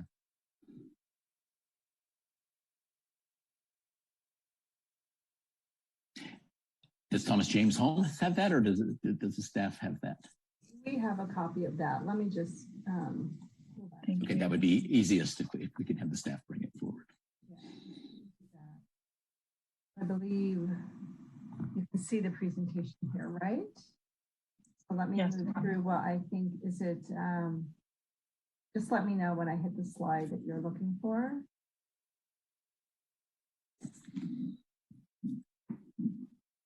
It shows both neighboring properties and where the property lines go back to. Oh, I think it's might be coming after the shadow study, if I recall correctly. Oh, I also found the shadow studies very helpful. Thank you for those. Let's see, what is that? Is it this one? I think it's that one.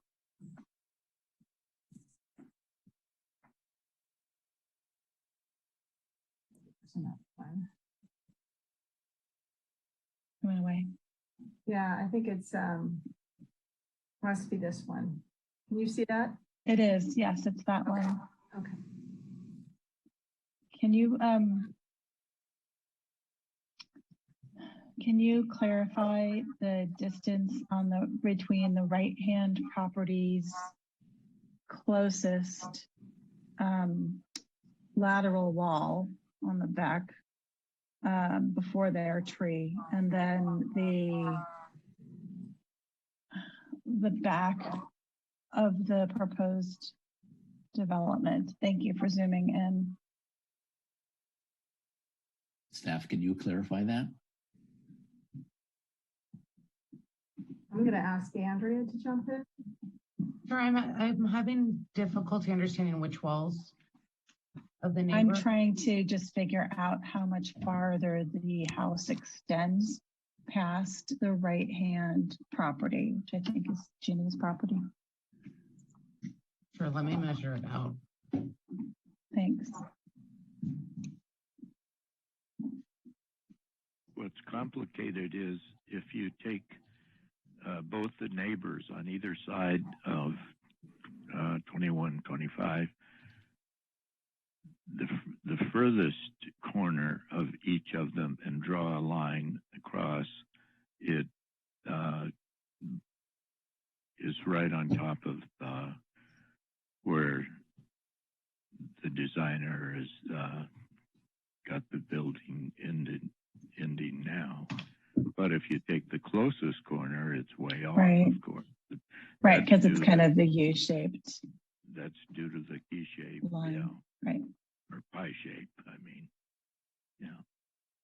Well, because the other homes aren't either straight across or, left on an angle. Yeah, they're just a little less juxtaposed, the way it turns out.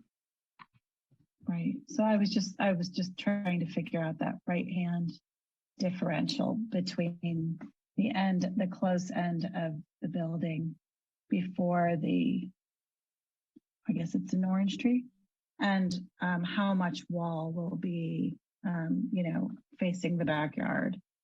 Yeah. I don't know if it's material on my vote, but I'm just trying to figure out exactly what I'm voting for. Yeah, I'm just opening the program to measure it. 1 second, I'm almost there. Thank you.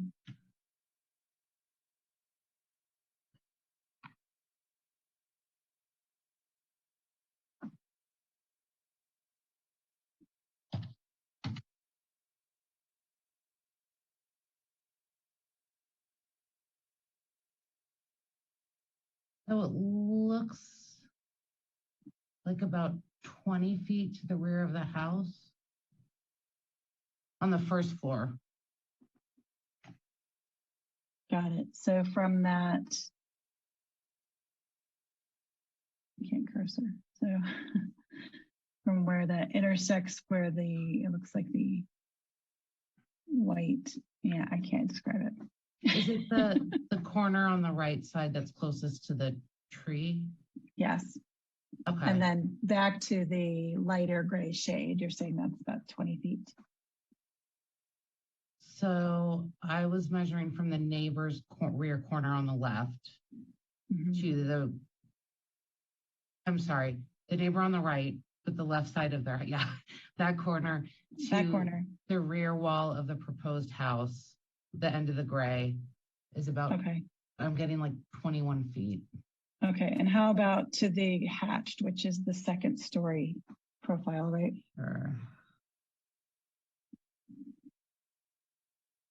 Looks like it's 12 feet 4 inches approximately. It's already on there. Yep. Yeah. Oh, I see it. Yeah. Well, Commissioner Clements, where are you going you. with this? Is this something, are you, I'm not sure. okay. It is an imposing differential there. Yeah. I'm not sure that it changes the fact that it is now much more reasonably sized than it was, or that it conforms to code, or that our job is not to interpret design such that it that reduces the FAR. Our job is not to inhibit housing development by designing it to death. Yeah. That's called being anti-housing. I mean, I guess I would be interested if there was a redistribution of the square footage that would result in a better situation. But it seems to me that the changes that have been brought forward have done pretty good in that department. And we have the sort of we got that advice from the RDRC, and they're probably more professional at that sort of assessment than we are. Right. Eugene. Exactly. And so I kind of put a fair amount of weight that within the constraints of how are we going to position this maximum amount of floor space, this seems like the current plan seems about as good as it's going to get. I don't see, nobody has suggested anything about redistribution that would be very helpful, except for, although Commissioner Bradley did mention lowering the ceiling height from 9 to 8 feet, but I don't know what the if that would be significant or the implications of that. If we no, I agree and put a great deal of stock in Eugene's professional assessment. And so if it were in our purview to say, hey, in this pie-shaped lot, the maximum floor area ratio, that would otherwise be allowed isn't appropriate, then, I think we'd be having a different conversation here. I'd be thinking differently. But given that constraint, I don't see anything, any path forward other than saying that that the project meets our rules. That's my opinion, but we have yet to vote. Do we have additional discussion before we consider a motion?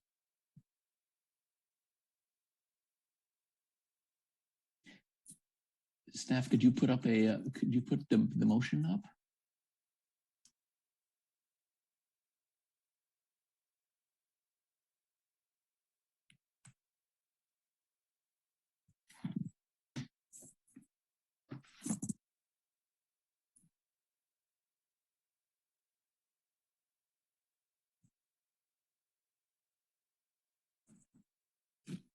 If we don't see it, I guess you know this, Lisa. We don't see it yet.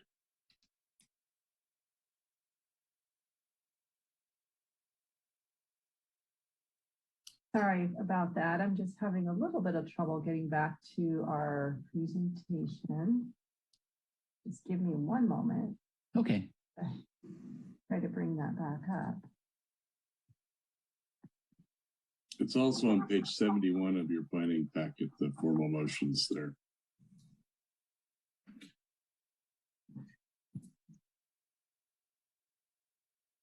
Lisa, tell me if we should just look at our packets. Yes, I think for now, if you can do that, because I'm trying to look in the original presentation and I'm not sure I see a motion. Okay. Scrolling through this packet takes a minute. Okay. Yeah, actually, Andrea, maybe you can confirm I don't see a motion.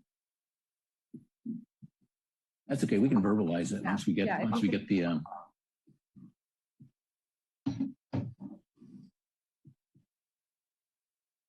I'm willing to You got make it? a motion. Okay, I would entertain a motion.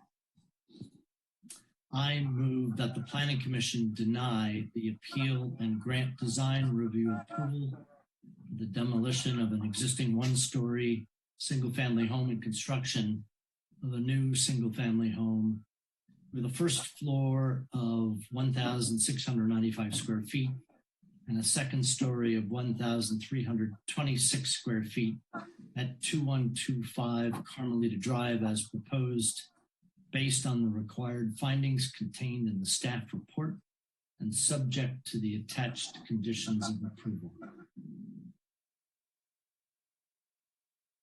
Do we have a second? Good seconded. I have a motion and a second. Any last comments before we ask for a roll call?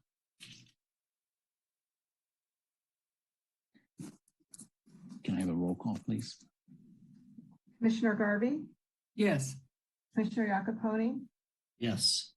Commissioner Bradley, Yes. Vice Chair Clements, Yes. and Chair Ruth. Yes.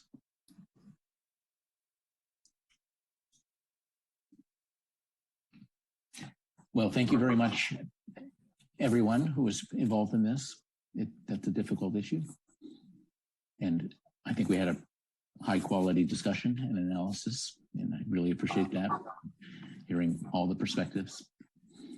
Staff did a really good job of putting together the, giving us an efficient overview of what was on the table now. And Greg did a great job of outlining our boundaries, and the RDRC did a lot of great legwork on this. And I think the RDRC's work on this has really made the project a lot better. Maybe not as good as we hoped for, but as good as much as we could ask for. And this is this decision is appealable also within 10 days up to the city council. Thank you. Moving on to the next item. Reports, correspondence, and general information. Letter A, report on recent city council actions. Lisa? Yes, Chair Ruth.